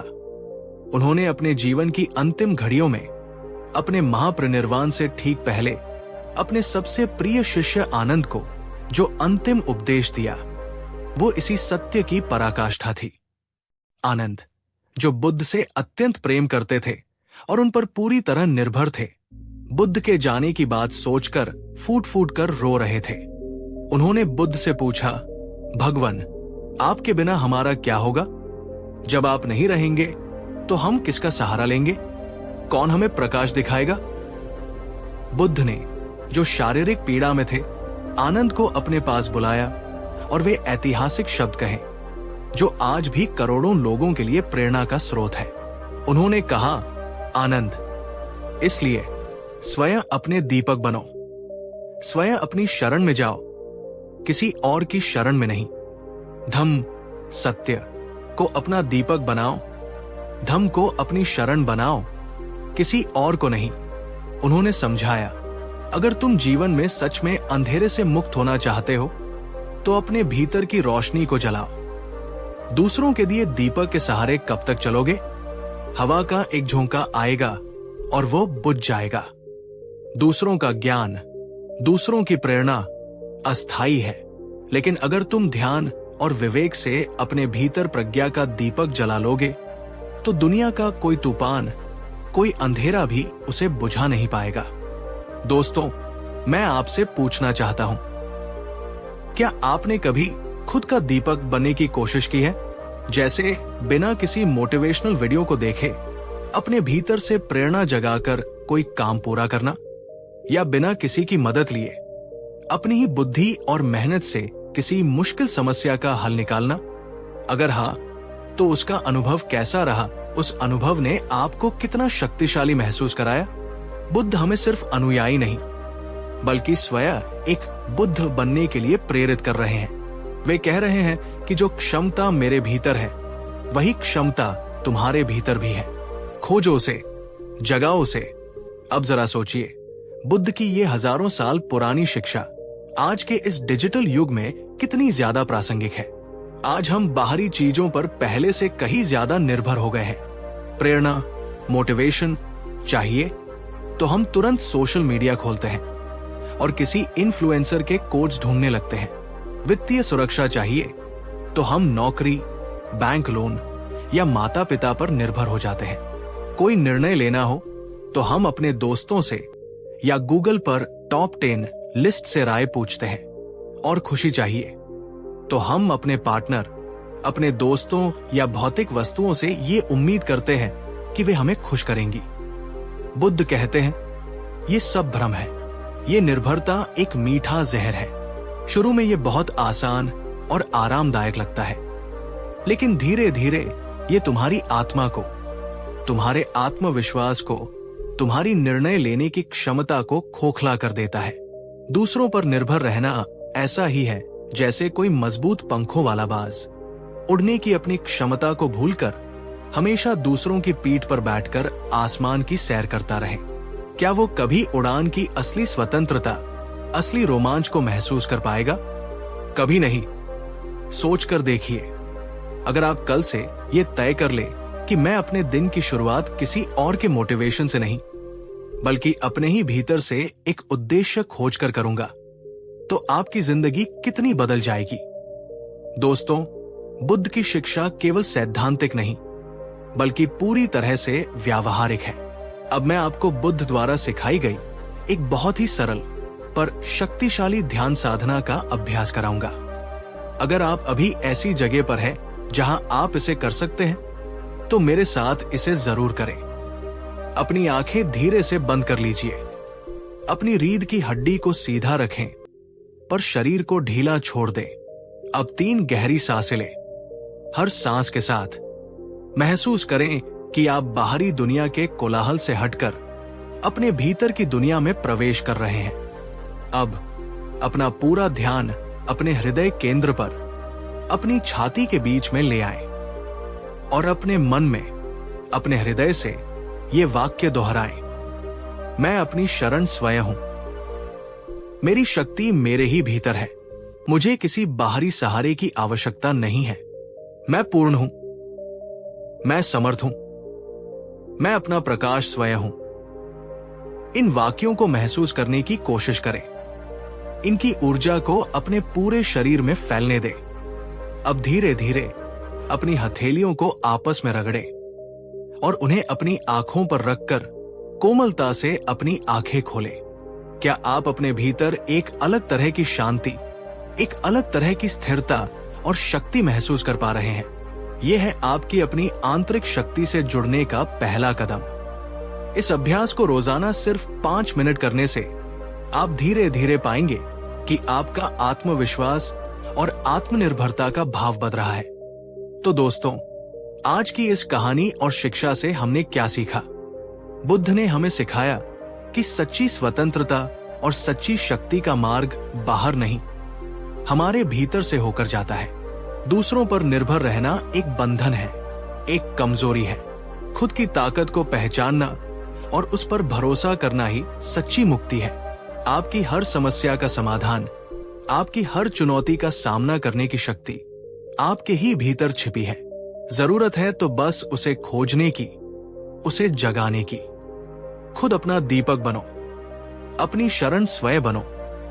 और याद रखिए, अगर आप अपनी ताकत को पहचान लेते हैं और अपने ही प्रकाश में चलना शुरू कर देते हैं, तो पूरी दुनिया आपके खिलाफ क्यों न हो, आपका मार्ग कोई नहीं रोक सकता।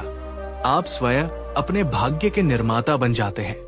दोस्तों, अगर आपको बुद्ध की ये शक्तिशाली शिक्षा और ये कहानी अच्छी लगी हो, अगर इसने आपके भीतर एक नई चिंगारी जलाई हो, तो इसे अभी लाइक और अपने सभी प्रियजनों के साथ शेयर कर दीजिए, क्योंकि हो सकता है आपकी वजह से कोई व्यक्ति अपनी अदृश्य बैसाखियों को फेंककर अपने पैरों पर खड़ा होना सीख जाए। हम मिलेंगे अगली कहानी में एक और गहरे आत्मज्ञान के साथ।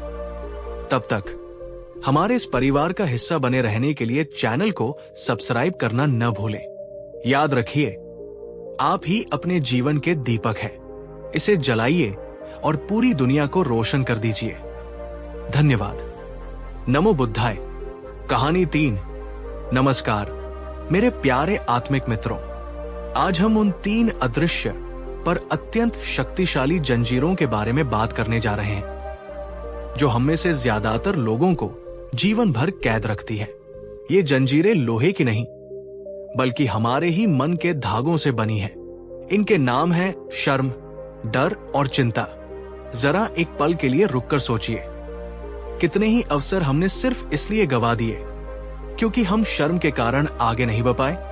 कितने ही सपनों को हमने सिर्फ इसलिए अधूरा छोड़ दिया क्योंकि हम असफलता के डर से सहमे हुए थे। और कितनी ही खूबसूरत रातें हमने सिर्फ इसलिए बेचैनी में गुजार दी क्योंकि हमारा मन भविष्य की चिंताओं के जाल में उलझा हुआ था। शर्म हमें अपनी असलियत को छिपाने पर मजबूर करती है। डर हमें जोखिम उठाने और आगे बढ़ने से रोकता है, और चिंता हमारे आज के अनमोल क्षणों को कल की अनिश्चित आशंकाओं की भेंट चढ़ा देती है। ये तीनों मिलकर हमारे भीतर एक ऐसी अदृश्य जेल का निर्माण करते हैं, जहां हम अपनी ही क्षमताओं के, अपनी ही खुशियों के और अपनी ही स्वतंत्रता के कैदी बन जाते हैं। लेकिन सवाल यह है, क्या इस जेल से बाहर निकलने का कोई रास्ता है? क्या इन जंजीरों को तोड़ा जा सकता है? हाँ, बिल्कुल है। और यह रास्ता आज से 2500 साल पहले तथागत गौतम बुद्ध ने बड़ी ही स्पष्टता और करुणा के साथ दिखाया था। आज हम आपके लिए लेकर आए हैं गौतम बुद्ध की वे गहन शिक्षाएं, जो इन तीनों मानसिक क्लेशों की जड़ पर प्रहार करती है और हमें इनसे हमेशा के लिए मुक्त होने का व्यावहारिक मार्ग दिखाती है। तो इस वीडियो को अंत तक बहुत बहुत ध्यान से देखिएगा, क्योंकि ये सिर्फ एक प्रवचन नहीं, बल्कि एक उपचार की प्रक्रिया हो सकती है। वीडियो के अंत में मैं आपके साथ एक बहुत ही सरल पर अत्यंत शक्तिशाली अभ्यास साझा करूंगा, जिसे अगर आप अपनी दिनचर्या में शामिल कर लें, तो आप पाएंगे कि आपकी शर्म, आपका डर और आपकी चिंता धीरे धीरे बर्फ की तरह पिघलने लगी है। तो चलिए अपने मन की गहराइयों में उतरते हैं और उन जड़ों को खोजते हैं जहां से ये शर्म, डर और चिंता जन्म लेते हैं। इससे पहले कि हम इलाज की बात करें, एक कुशल वैद्य की तरह हमें रोग की जड़ को समझना होगा। आखिर ये शर्म, ये डर, ये चिंता आती कहां से है? क्या ये बाहरी परिस्थितियों से पैदा होती है या इसका स्रोत कहीं हमारे भीतर ही है? बुद्ध ने अपनी गहनतम देशनाओं में बार बार एक ही सत्य को दोहराया, मनो पुब्बंगमा धम्मा, मनो सेठा मनोम्या, अर्थात सभी धर्मों, अवस्थाओं का अगुवा मन है। मन ही श्रेष्ठ है, वे सभी मनोमय है, मन ही सब कुछ है। तुम जो सोचते हो वही बन जाते हो। जरा इस बात की गहराई को समझिए। जब आप किसी नए व्यक्ति से मिलते समय या मंच पर कुछ बोलते समय शर्म महसूस करते हैं, तो उस क्षण आपके मन में क्या चल रहा होता है? लोग मेरे बारे में क्या सोचेंगे? कहीं मैं कुछ गलत न बोल दूं? कहीं मेरी हंसी न उड़े? मैं दूसरों जितना अच्छा नहीं हूं? ये सब क्या है? ये सब मन की कल्पनाएं हैं, भविष्य की आशंकाएं हैं। हकीकत में अभी तक ऐसा कुछ भी नहीं हुआ है, लेकिन हम अपने ही दिमाग में पहले से ही अपनी असफलता और अपमान का एक पूरा चित्र बना लेते हैं और फिर उस काल्पनिक चित्र से डरने लगते हैं। अब डर को लेते हैं। जब आप किसी नए काम को शुरू करने से डरते हैं, तो क्या होता है? अगर मैं असफल हो गया तो? अगर मेरा पैसा डूब गया तो? अगर लोगों ने मुझे अस्वीकार कर दिया तो? यहां भी आप एक ऐसी भविष्य की संभावना से डर रहे हैं जो अभी तक घटी ही नहीं है। आप एक काल्पनिक सांप से डर रहे हैं जो शायद सिर्फ एक रस्सी है। और चिंता तो भविष्य में जीने की कला का ही दूसरा नाम है। चिंता का मतलब है मैं कल की एक अनिश्चित समस्या को लेकर अपने आज के निश्चित सुख और शांति को नष्ट कर रहा हूं। तो इन तीनों का साझा स्रोत क्या है? इन तीनों की जड़ कहां है? इनकी जड़ है अज्ञान में। इस अज्ञान में कि हम अपने ही मन द्वारा रचे गए मायाजाल को, अपनी ही कल्पनाओं को, अपनी ही कहानियों को सच्चाई मान लेते हैं। बुद्ध ने कहा, जो बीत गया वो एक सपने जैसा है, जो आने वाला है वो सिर्फ एक कल्पना है, और जो वर्तमान है वही एकमात्र सच्चाई है। लेकिन हम इस सरल से सत्य को भूल जाते हैं। हम अपना पूरा जीवन या तो अतीत के पछतावों में या भविष्य की चिंताओं में गुजार देते हैं, और वर्तमान का जो अनमोल क्षण हमारे हाथ में है उसे हम जीते ही नहीं। क्या आपके साथ कभी ऐसा हुआ है कि आपने किसी काम को करने से महीनों या सालों तक सिर्फ इसलिए टाला हो क्योंकि आपको डर था कि लोग क्या कहेंगे? और जब आपने आखिरकार वो काम कर ही लिया तो आपको एहसास हुआ कि कोई आपके बारे में इतना सोच ही नहीं रहा था और आपका सारा डर व्यर्थ था। अगर हाँ, तो कमेंट में पूरी ईमानदारी से लिखिए, हाँ, मेरा डर व्यर्थ था। इस सत्य को और भी स्पष्ट करने के लिए चलिए बुद्ध के जीवन की एक बहुत ही शिक्षाप्रद घटना को सुनते हैं। एक बार एक युवक बुद्ध के पास आया। वो अत्यंत प्रतिभाशाली और नेक दिल था, पर उसका जीवन इन 3 शत्रुओं शर्म, डर और चिंता से पूरी तरह ग्रस्त था। उसने बुद्ध से कहा, भगवान, मेरा जीवन एक नर्क बन गया है। मुझे हर समय हर जगह शर्म महसूस होती है। मैं लोगों के सामने खुलकर बोल नहीं पाता। मुझे हमेशा लगता है कि मैं दूसरों से कम हूं। मुझ में कोई न कोई कमी है। मुझे डर लगता है कि लोग मेरा मजाक बनाएंगे, मुझे अस्वीकार कर देंगे, और इसी चिंता में मैं रात रात भर सो नहीं पाता। कृपा करके मेरा मार्गदर्शन करें। बुद्ध ने उस युवक की आंखों में झांका, जहां एक गहरी पीड़ा और छटपटाहट थी। उन्होंने उससे एक बहुत ही अप्रत्याशित प्रश्न पूछा। उन्होंने मुस्कुराकर कहा, वत्स, क्या तुम जब घने सुनसान जंगल में बिल्कुल अकेले चलते हो तब भी डरते हो? युवक ने कुछ देर सोचा और कहा, हां भगवान, मुझे जंगली जानवरों का या किसी अनहोनी का डर लगता है। बुद्ध ने फिर पूछा, ठीक है, पर क्या तुम्हें तब भी शर्म आती है जब उस जंगल में तुम्हें देखने वाला कोई नहीं होता? युवक ने तुरंत कहा, नहीं भगवान, जब कोई देख ही नहीं रहा तो शर्म कैसी?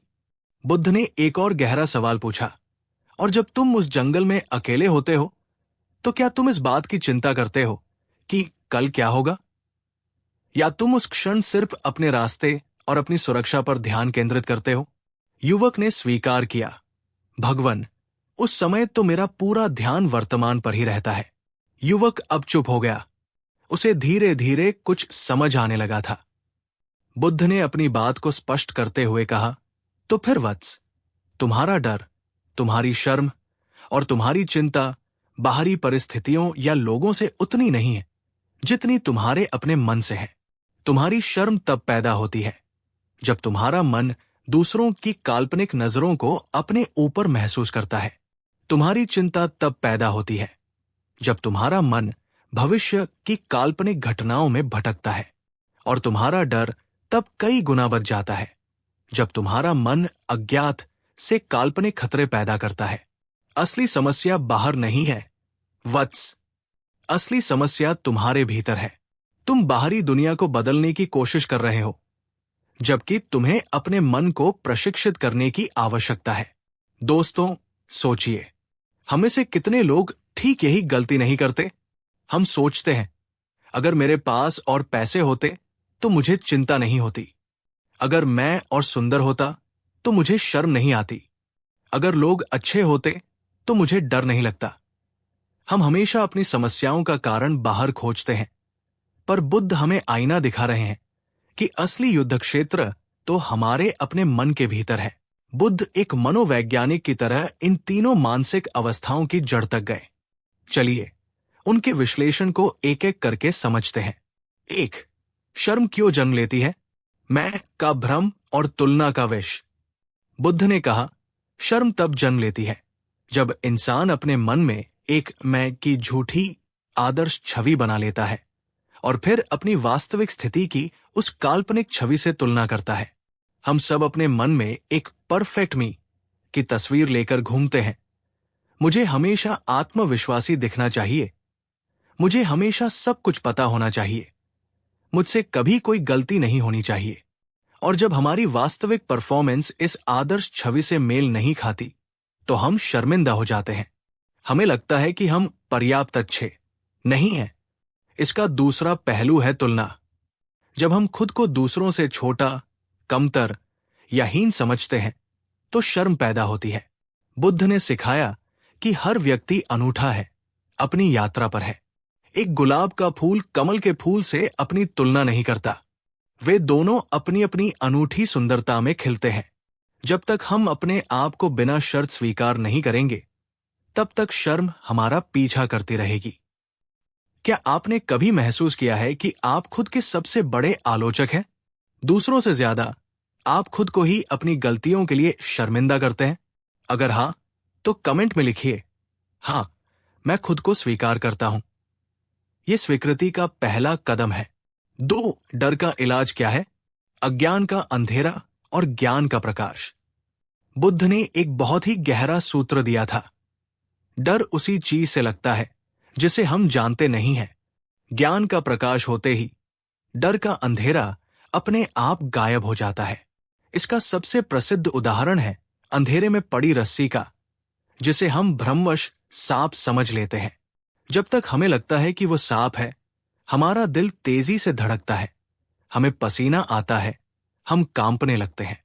हमारा शरीर और मन पूरी तरह से उस डर की सच्चाई में जी रहा होता है।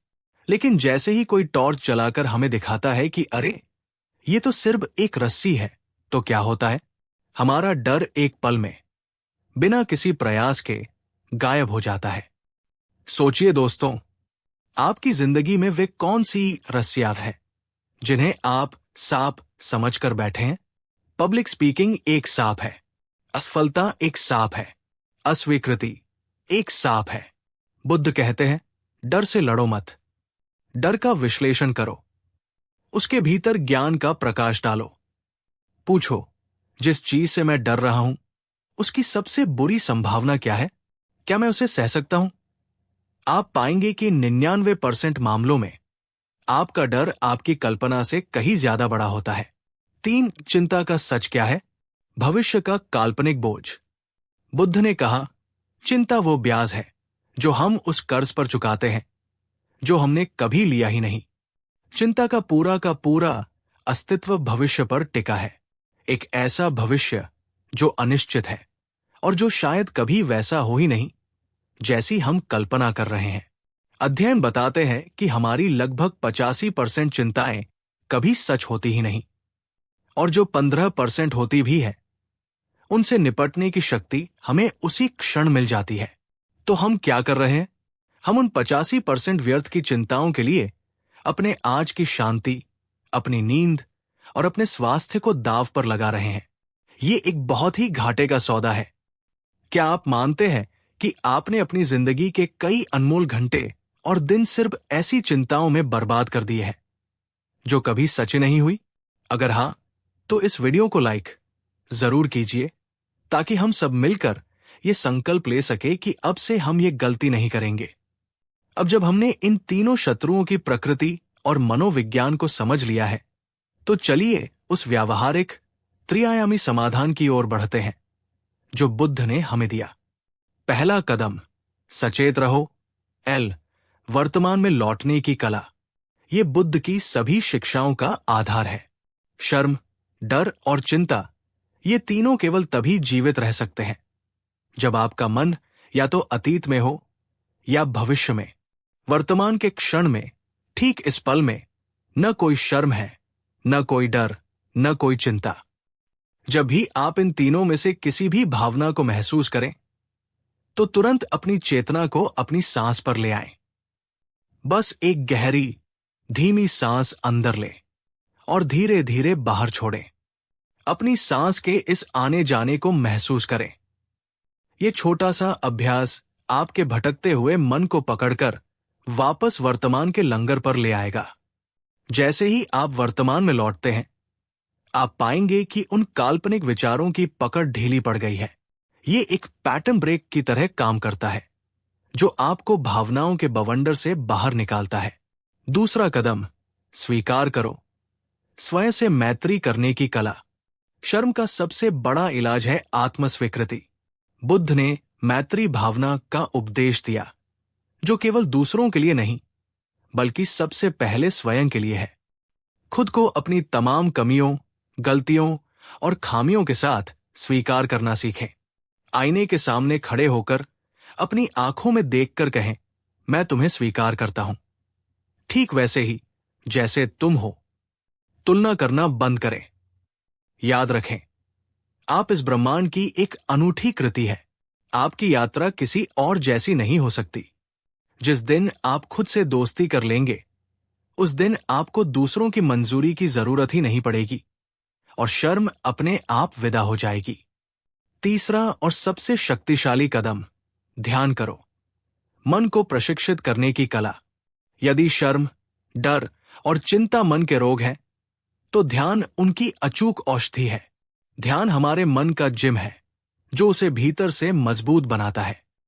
हर दिन सिर्फ 10 से 15 मिनट के लिए एक शांत जगह पर बैठें, आंखें बंद करें और सिर्फ अपनी सांस पर ध्यान दें। आपका मन भटकेगा, हजारों विचार आएंगे। आपको उनसे लड़ना नहीं है, उन्हें रोकना नहीं है। आपको बस एक साक्षी की तरह, एक दर्शक की तरह उन्हें आते जाते देखना है और बहुत ही प्रेम से अपना ध्यान वापस अपनी सांस पर ले आना है। यह अभ्यास धीरे धीरे आपके और आपके विचारों के बीच एक दूरी पैदा कर देगा। आपको यह समझ आने लगेगा कि आप अपने विचार नहीं हैं। आप वो शांत आकाश है जिसमें ये शर्म, डर और चिंता के बादल आते हैं और चले जाते हैं। जिस दिन आपको ये बोध हो जाएगा, उस दिन ये बादल आपको भिगो नहीं पाएंगे। क्या आप चाहेंगे कि मैं ध्यान कैसे शुरू करें इस पर एक अलग, सरल और प्रैक्टिकल वीडियो बनाऊं? अगर हाँ, तो नीचे कमेंट में लिखिए, हाँ, ध्यान वीडियो चाहिए। अगर ज्यादा लोगों का अनुरोध होगा तो मैं जरूर बनाऊंगा।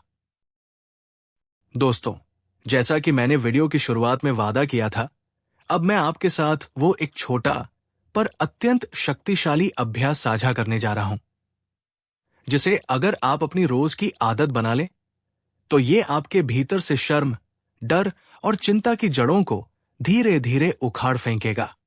इसे विचारों की सच्चाई की जांच कहते हैं। अभ्यास के 3 चरण हैं। पहला चरण, विचार को पकड़ो। जैसे ही आप शर्म, डर या चिंता महसूस करें, तुरंत रुकें और पहचानें कि उस भावना के ठीक पीछे कौन सा विचार चल रहा है। उदाहरण के लिए, यदि आपको मंच पर जाने से डर लग रहा है, तो विचार हो सकता है, मैं सब कुछ भूल जाऊंगा और लोग मुझ पर हंसेंगे। इस विचार को मन में स्पष्ट रूप से पकड़ें। दूसरा चरण, विचार पर प्रश्न करो। अब एक जासूस की तरह इस विचार पर सवाल उठाएं।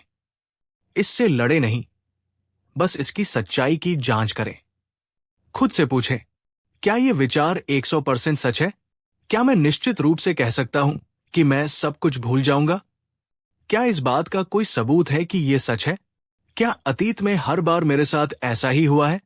इस विचार को सोचने का मुझ पर क्या प्रभाव पड़ रहा है? इस विचार के बिना मैं कैसा महसूस करूंगा? तीसरा चरण, विचार को बदलो। एक बार जब आप देख लेते हैं कि आपका मूल विचार तर्कसंगत या पूरी तरह सच नहीं है, तो उसे एक अधिक यथार्थवादी, संतुलित और सकारात्मक विचार से बदलें। जैसे मैं सब कुछ भूल जाऊंगा को बदलें, मैंने अच्छी तैयारी की है, हो सकता है मैं थोड़ा नर्वस हूं, पर मैं अपना सर्वश्रेष्ठ प्रदर्शन करूंगा। और अगर मैं कुछ भूल भी गया तो ये दुनिया का अंत नहीं है। लोग समझते हैं, ये अभ्यास शुरू में थोड़ा प्रयास मांगेगा, पर धीरे धीरे ये आपकी आदत बन जाएगा। आप अपने ही मन के झूठे नाटकों को पहचानना सीख जाएंगे और उनकी शक्ति आपके ऊपर से खत्म हो जाएगी। अगर आप आज से ही इस शक्तिशाली अभ्यास को शुरू करने का संकल्प लेते हैं, तो नीचे कमेंट में लिखिए, मैं आज से अपने विचारों का स्वामी हूं। दोस्तों, बुद्ध ने कहा था, निडर वही है जो अपने मन को जीत लेता है, क्योंकि असली दुश्मन, असली लड़ाई बाहर की दुनिया में नहीं, हमारे अपने ही भीतर है। शर्म, डर और चिंता का इलाज बाहर की दुनिया को बदलने में या दूसरों से मंजूरी पाने में नहीं है। इसका इलाज अपने भीतर की दुनिया को समझने में और उसे प्रशिक्षित करने में है।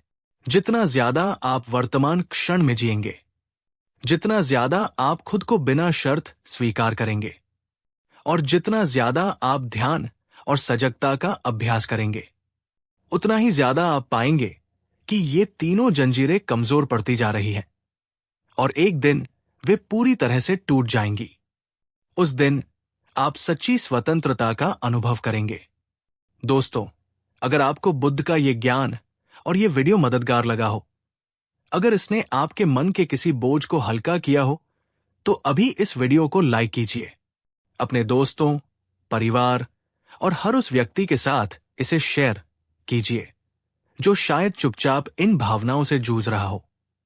आपकी एक शेयरिंग किसी के लिए आशा की किरण बन सकती है। और हां, हमारे इस आत्मखोज के सफर में सहयात्री बने रहने के लिए चैनल को सब्सक्राइब करना मत भूलिए और उस घंटी के आइकॉन को भी दबा दीजिए, ताकि भविष्य में हम बुद्ध की और भी ऐसी गहरी शिक्षाएं आपके लिए लाते रहें। याद रखिए, आप शर्म, डर और चिंता से कहीं ज्यादा बड़े हैं। उत्तर आपके भीतर है। इस यात्रा में मेरे साथ बने रहने के लिए आपका हृदय से धन्यवाद। नमो बुद्धाय। कहानी 4। कल्पना कीजिए एक ऐसी आवाज की जिसे सुनने के लिए हजारों लोग मीलों पैदल चलकर आते थे। एक ऐसी वाणी जिसमें न कोई अहंकार था, न कोई दिखावा, फिर भी जिसके शब्द सम्राटों के सिंहासन हिला देते थे। एक ऐसा वक्ता जो जब चुप होता था तो उसकी चुप्पी भी हजारों उपदेशों से ज्यादा गहरी होती थी। हम बात कर रहे हैं गौतम बुद्ध की। आज हम ये नहीं जानेंगे कि उन्होंने क्या कहा, बल्कि ये जानेंगे कि उन्होंने कैसे कहा। उनकी बोलने की कला में ऐसा क्या रहस्य था कि उनकी बातें 2500 साल बाद भी हमारे दिलों को छू लेती हैं। आज की इस यात्रा में हम बुद्ध की वाणी के उन 7 गुप्त सूत्रों को उजागर करेंगे जिन्हें अपनाकर कोई भी व्यक्ति न केवल एक बेहतर वक्ता बन सकता है, बल्कि अपने रिश्तों, अपने काम और अपने जीवन में एक सकारात्मक क्रांति ला सकता है। ये सिर्फ पब्लिक स्पीकिंग का वीडियो नहीं है, ये अपने भीतर की आवाज को खोजने का एक सफर है। तो अंत तक बने रहिएगा, क्योंकि हर सूत्र के साथ हम आपसे एक गहरा सवाल पूछेंगे जो आपको अपने भीतर झांकने पर मजबूर कर देगा। चलिए इस अद्भुत यात्रा का आरंभ करते हैं। पहला सूत्र, सत्य जो मन को छुए। बुद्ध ने कहा था, 3 चीजें ज्यादा देर तक नहीं छिप सकती, सूर्य, चंद्रमा और सत्य। हम सब जानते हैं कि सच बोलना चाहिए, लेकिन बुद्ध का सत्य इससे कहीं ज्यादा गहरा था। उनका सत्य केवल तथ्यात्मक, फैक्चुअल नहीं, बल्कि करुणामय भी था। वे ऐसा सच बोलते थे जो उपयोगी हो, सही समय पर बोला जाए और प्रेम से कहा जाए। एक बार की बात है, एक व्यक्ति बुद्ध के पास आया और बोला, भगवान, क्या आप हमेशा सच बोलते हैं? बुद्ध ने कहा, हाँ। उसने फिर पूछा, तो क्या आप कठोर सच भी बोलते हैं जो किसी को चुभ सकता है? बुद्ध ने जो उत्तर दिया वो बोलने की कला का सबसे बड़ा पाठ है। उन्होंने कहा, मैं उस सत्य को जानता हूं जो कठोर है, अप्रिय है, लेकिन उपयोगी नहीं है। मैं उसे नहीं बोलता। मैं उस सत्य को जानता हूं जो मीठा है, प्रिय है, लेकिन उपयोगी नहीं है। मैं उसे भी नहीं बोलता। मैं केवल उस सत्य को जानता हूं जो चाहे कठोर हो या मीठा, लेकिन सुनने वाले के कल्याण के लिए उपयोगी है, और मैं उसे बोलने का सही समय जानता हूं। सोचिए, आज हम कितनी बार बिना सोचे समझे सच बोल देते हैं, सिर्फ इसलिए क्योंकि वो सच है। हम ये नहीं सोचते कि क्या ये सही समय है, क्या सामने वाला इसे सुनने के लिए तैयार है, क्या मेरे बोलने का इरादा उसकी मदद करना है या उसे नीचा दिखाना। बुद्ध की कला ये थी कि वे क्या बोलना है से ज्यादा क्यों बोलना है और कैसे बोलना है पर ध्यान देते थे। उनका उद्देश्य कभी किसी को गलत साबित करना नहीं, बल्कि उसका मार्गदर्शन करना होता था। यही कारण था कि उनके कठोर शब्द भी औषधि की तरह काम करते थे, जहर की तरह नहीं। आज कॉर्पोरेट मीटिंग्स में, परिवार की बहसों में या दोस्तों के बीच हम अक्सर ब्रूटल ऑनेस्टी के नाम पर दूसरों को चोट पहुंचाते हैं। हम कहते हैं, मैं तो बस सच बोल रहा था। लेकिन बुद्ध हमें सिखाते हैं कि बिना करुणा के सत्य केवल एक हथियार है। अगली बार जब आप किसी को फीडबैक दें या कोई सच बोले, तो खुद से 3 सवाल पूछें। क्या ये सच है? क्या ये जरूरी है? क्या इसे प्रेम और करुणा के साथ कहा जा सकता है? क्या आपने कभी कोई ऐसा सच बोला है जिसे बोलने के बाद आपको पछतावा हुआ कि काश इसे किसी और तरीके से कहा होता? अपने अनुभव के बारे में सोचें। कमेंट में लिखिए, मैं सत्य को करुणा के साथ बोलने का अभ्यास करूंगा। अगर आपको लगता है कि यह दुनिया में सबसे जरूरी सबक है, तो इस वीडियो को लाइक करके हमारा उत्साह बढ़ाएं। दूसरा सूत्र, सुनने की अद्भुत कला। ये सुनने में शायद अजीब लगे, लेकिन बुद्ध की बोलने की कला का सबसे बड़ा रहस्य उनका बोलना नहीं, बल्कि उनका सुनना था। वे दुनिया के सबसे महान श्रोता थे। जब कोई व्यक्ति उनके पास अपनी समस्या लेकर आता, तो बुद्ध घंटों तक मौन रहकर पूरी एकाग्रता और करुणा के साथ उसकी बात सुनते थे। वे बीच में टोकते नहीं थे, नहीं तुरंत समाधान देने की जल्दी में रहते थे। वे उस व्यक्ति को अपनी पूरी कहानी, अपना पूरा दर्द, अपना पूरा भय बाहर निकाल देने का अवसर देते थे। अक्सर सिर्फ अपनी बात को पूरी तरह से सुने जाने के एहसास से ही उस व्यक्ति का आधा दुख कम हो जाता था। उसे लगता था कि दुनिया में कोई है जो उसे सच में समझता है। एक प्रसिद्ध कथा है। एक स्त्री, किसा गौतमी, अपने मृत पुत्र को गोद में लिए हुए पागलों की तरह घूम रही थी। वो हर किसी से अपने बेटे को जीवित करने की औषधि मांग रही थी। लोग उसे पागल समझकर भगा देते थे। जब वो बुद्ध के पास पहुंची, तो बुद्ध ने उसे डांटा नहीं, उसे पागल नहीं कहा। उन्होंने धैर्य से उसकी पूरी बात सुनी। उन्होंने उसके दर्द को महसूस किया। फिर उन्होंने कहा, मैं तुम्हारे पुत्र को जीवित कर सकता हूं, पर तुम्हें एक काम करना होगा। किसी ऐसे घर से एक मुट्ठी सरसों के बीज ले आओ जहां आज तक किसी की मृत्यु न हुई हो। बुद्ध जानते थे कि ऐसा कोई घर नहीं है, लेकिन उन्होंने उसे सीधे उपदेश नहीं दिया। उन्होंने उसे खुद अनुभव के माध्यम से सीखने का अवसर दिया। किसा गौतमी घर घर गई और हर दरवाजे पर उसे यही सुनने को मिला कि हमारे घर में भी किसी की मृत्यु हुई है। शाम तक उसे ये ज्ञान हो गया कि मृत्यु एक सार्वभौमिक सत्य है, ये केवल उसका अकेला दुख नहीं है। जब वो बुद्ध के पास लौटी, तो उसकी आंखों में स्वीकृति और शांति थी। बुद्ध ने बिना एक शब्द कहे उसे जीवन का सबसे बड़ा सत्य सिखा दिया था। ये संभव हुआ क्योंकि उन्होंने पहले सुना और समझा। आज हमारी सबसे बड़ी समस्या क्या है? हम सुनते हैं जवाब देने के लिए, सुनने के लिए नहीं। जब कोई बोल रहा होता है, तो हमारे दिमाग में अपना जवाब तैयार हो रहा होता है।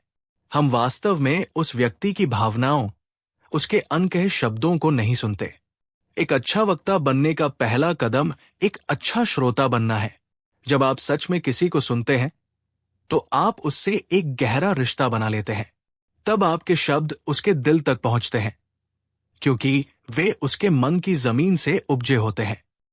पिछली बार कब आपने किसी की बात बिना टोके, बिना कोई सलाह दिए, बस पूरी तरह से सुनी थी?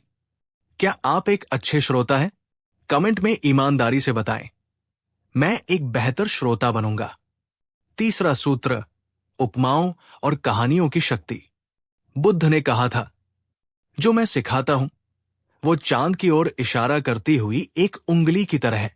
उंगली पर ध्यान मत दो, वरना तुम चांद को देखने से चूक जाओगे। बुद्ध जानते थे कि गहरे और जटिल दार्शनिक सत्य को सीधे सीधे समझाना बहुत मुश्किल है। आम इंसान उसे समझ नहीं पाएगा। इसलिए वे कहानियों, उपमाओं और रूपकों का प्रयोग करते थे।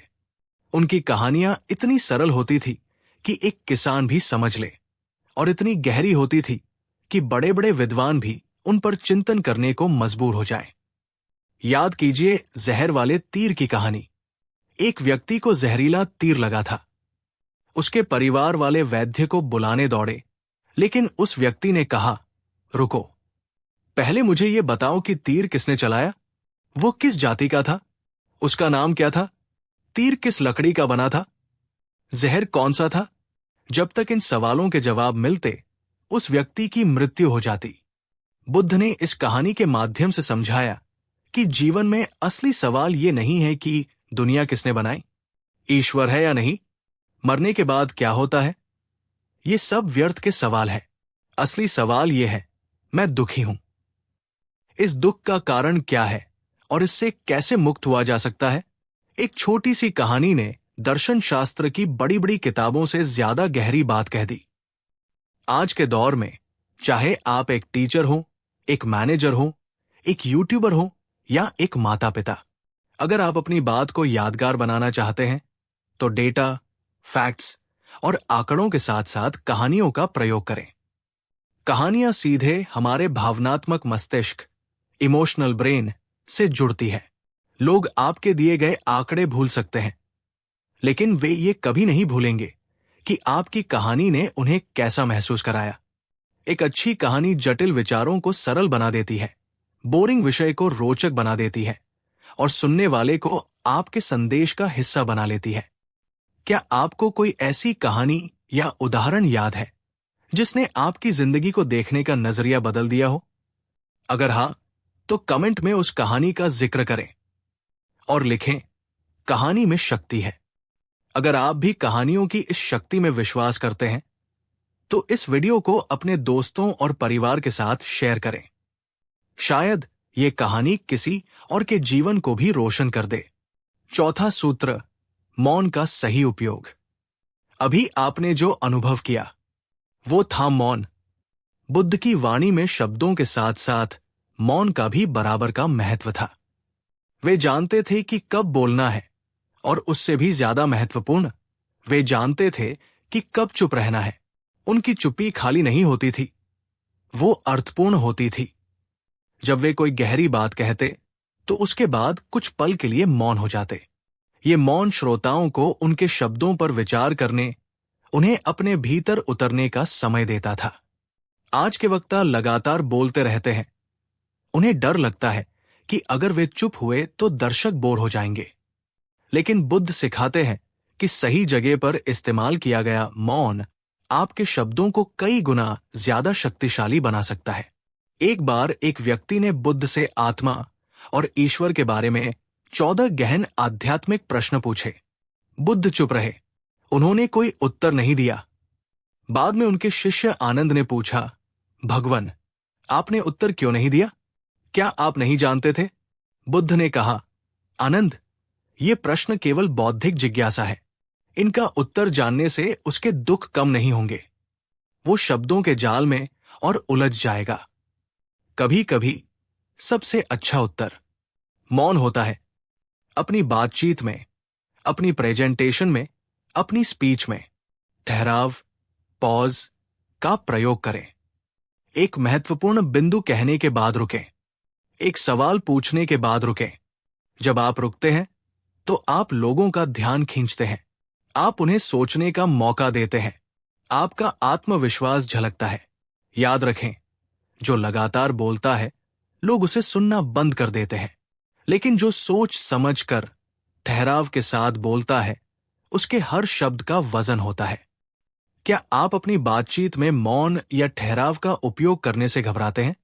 क्या आपको हर खाली जगह को शब्दों से भरने की आदत है? कमेंट में प्रण ले, मैं मौन की शक्ति को अपनाऊंगा। पांचवा सूत्र, सही समय और सही व्यक्ति। बुद्ध एक कुशल माली की तरह थे। वे जानते थे कि कौन सा बीज किस मिट्टी में, किस मौसम में बोना है। वे हर किसी को एक ही उपदेश नहीं देते थे। वे पहले व्यक्ति के मन की स्थिति, उसकी समझ के स्तर और उसकी जरूरतों को समझते थे, और फिर उसके अनुसार अपनी बात कहते थे। एक अहंकारी विद्वान के लिए उनके शब्द अलग होते थे और एक दुखी किसान के लिए अलग। एक राजा को वे राजधर्म का उपदेश देते और एक भिक्षु को वैराग्य का। ये उनकी सबसे बड़ी कला थी, अपने श्रोता को पढ़ना। वे जानते थे कि अगर बीज को पत्थर पर फेंक दिया जाए तो वो व्यर्थ हो जाएगा। उपदेश तभी काम करता है जब सुनने वाला उसे ग्रहण करने के लिए तैयार हो। इसीलिए किसा गौतमी को उन्होंने सीधे सीधे नहीं समझाया। वे जानते थे कि उस समय वो दुख में इतनी डूबी हुई थी कि कोई भी दर्शन उसके लिए व्यर्थ था। उन्होंने उसे एक ऐसा रास्ता दिखाया जिससे वो खुद चलकर सत्य तक पहुंच सके। आज हम ये गलती अक्सर करते हैं। हम अपनी बात हर किसी पर थोपना चाहते हैं, बिना ये सोचे कि क्या सामने वाला उसे सुनने की स्थिति में है। एक बच्चा जो खेलने के मूड में है, उसे पढ़ाई का लेक्चर देना व्यर्थ है। एक कर्मचारी जो अपनी निजी समस्या से परेशान है, उसे कंपनी के टारगेट समझाना अप्रभावी है। एक दोस्त जो बस अपना दिल हल्का करना चाहता है, उसे तुरंत समाधान देना गलत है। एक महान वक्ता बनने के लिए आपको एक मनोवैज्ञानिक भी बनना होगा। अपने श्रोता की बॉडी लैंग्वेज को पढ़ें, उसकी भावनाओं को समझें और फिर वही कहें जो उसके लिए उस क्षण में सबसे ज्यादा उपयोगी हो। अपनी बात को नहीं, अपने श्रोता को प्राथमिकता दें।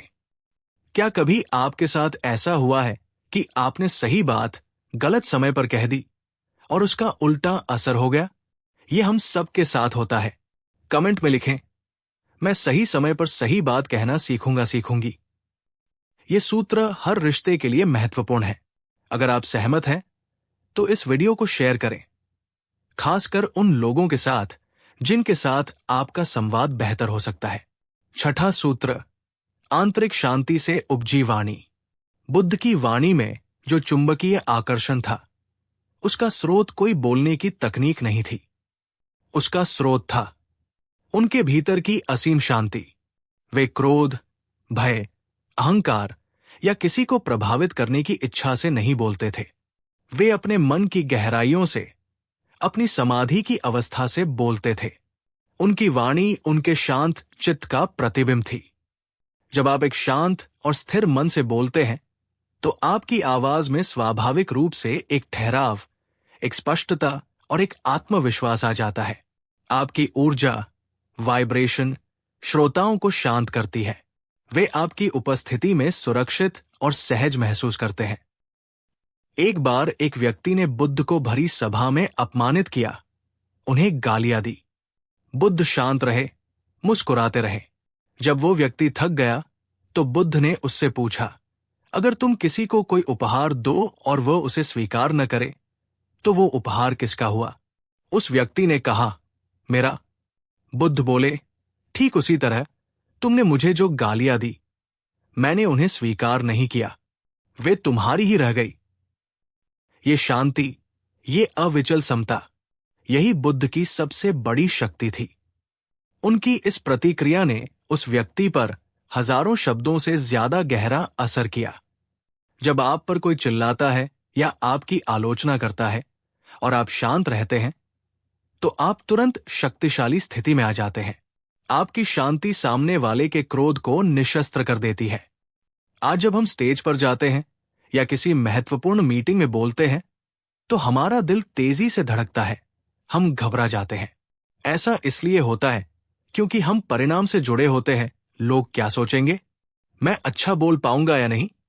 बुद्ध हमें सिखाते हैं कि बोलने से पहले अपने भीतर शांति खोजो, कुछ गहरी सांसें लो, अपने मन को स्थिर करो।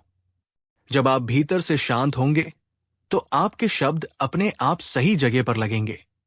आपकी वाणी में एक ऐसी शक्ति होगी जो किसी भी तकनीक से नहीं आ सकती। क्या आप बोलने से पहले घबराहट या चिंता महसूस करते हैं? कमेंट में एक संकल्प ले, बोलने से पहले मैं अपने मन को शांत करूंगा। सातवां सूत्र, शब्दों से परे जीना। और अंत में बुद्ध की वाणी के प्रभाव का सबसे बड़ा और अंतिम रहस्य, वे जो कहते थे वे वही जीते थे। उनके जीवन और उनके शब्दों में कोई अंतर नहीं था। वे करुणा का उपदेश देते थे क्योंकि वे स्वयं करुणा की मूर्ति थे। वे शांति का मार्ग दिखाते थे क्योंकि वे स्वयं शांति के सागर थे। वे वैराग्य की बात करते थे क्योंकि उन्होंने स्वयं राजपाट त्याग दिया था। उनकी कथनी और करनी में इस एकता ने उनकी वाणी को एक असाधारण प्रामाणिकता, ऑथेंटिसिटी और शक्ति दी। लोग उन पर इसलिए विश्वास नहीं करते थे कि उनके तर्क बहुत अच्छे थे, बल्कि इसलिए विश्वास करते थे क्योंकि उन्होंने बुद्ध के जीवन में उन सत्यों को साक्षात देखा था। उनकी जिंदगी ही उनका सबसे बड़ा संदेश थी। आज दुनिया में सलाहकारों, गुरुओं और वक्ताओं की कमी नहीं है, लेकिन हम केवल उन्हीं लोगों से प्रभावित होते हैं जिनके जीवन में उनके शब्द झलकते हैं। एक मोटा डॉक्टर जब वजन कम करने की सलाह देता है तो उसका असर कम होता है। एक गुस्सैल माता पिता जब बच्चे को शांत रहने को कहते हैं तो उसका कोई मतलब नहीं होता।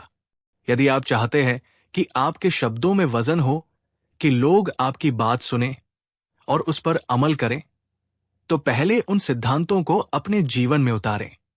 अपने चरित्र को अपनी सबसे बड़ी स्पीच बनाएं।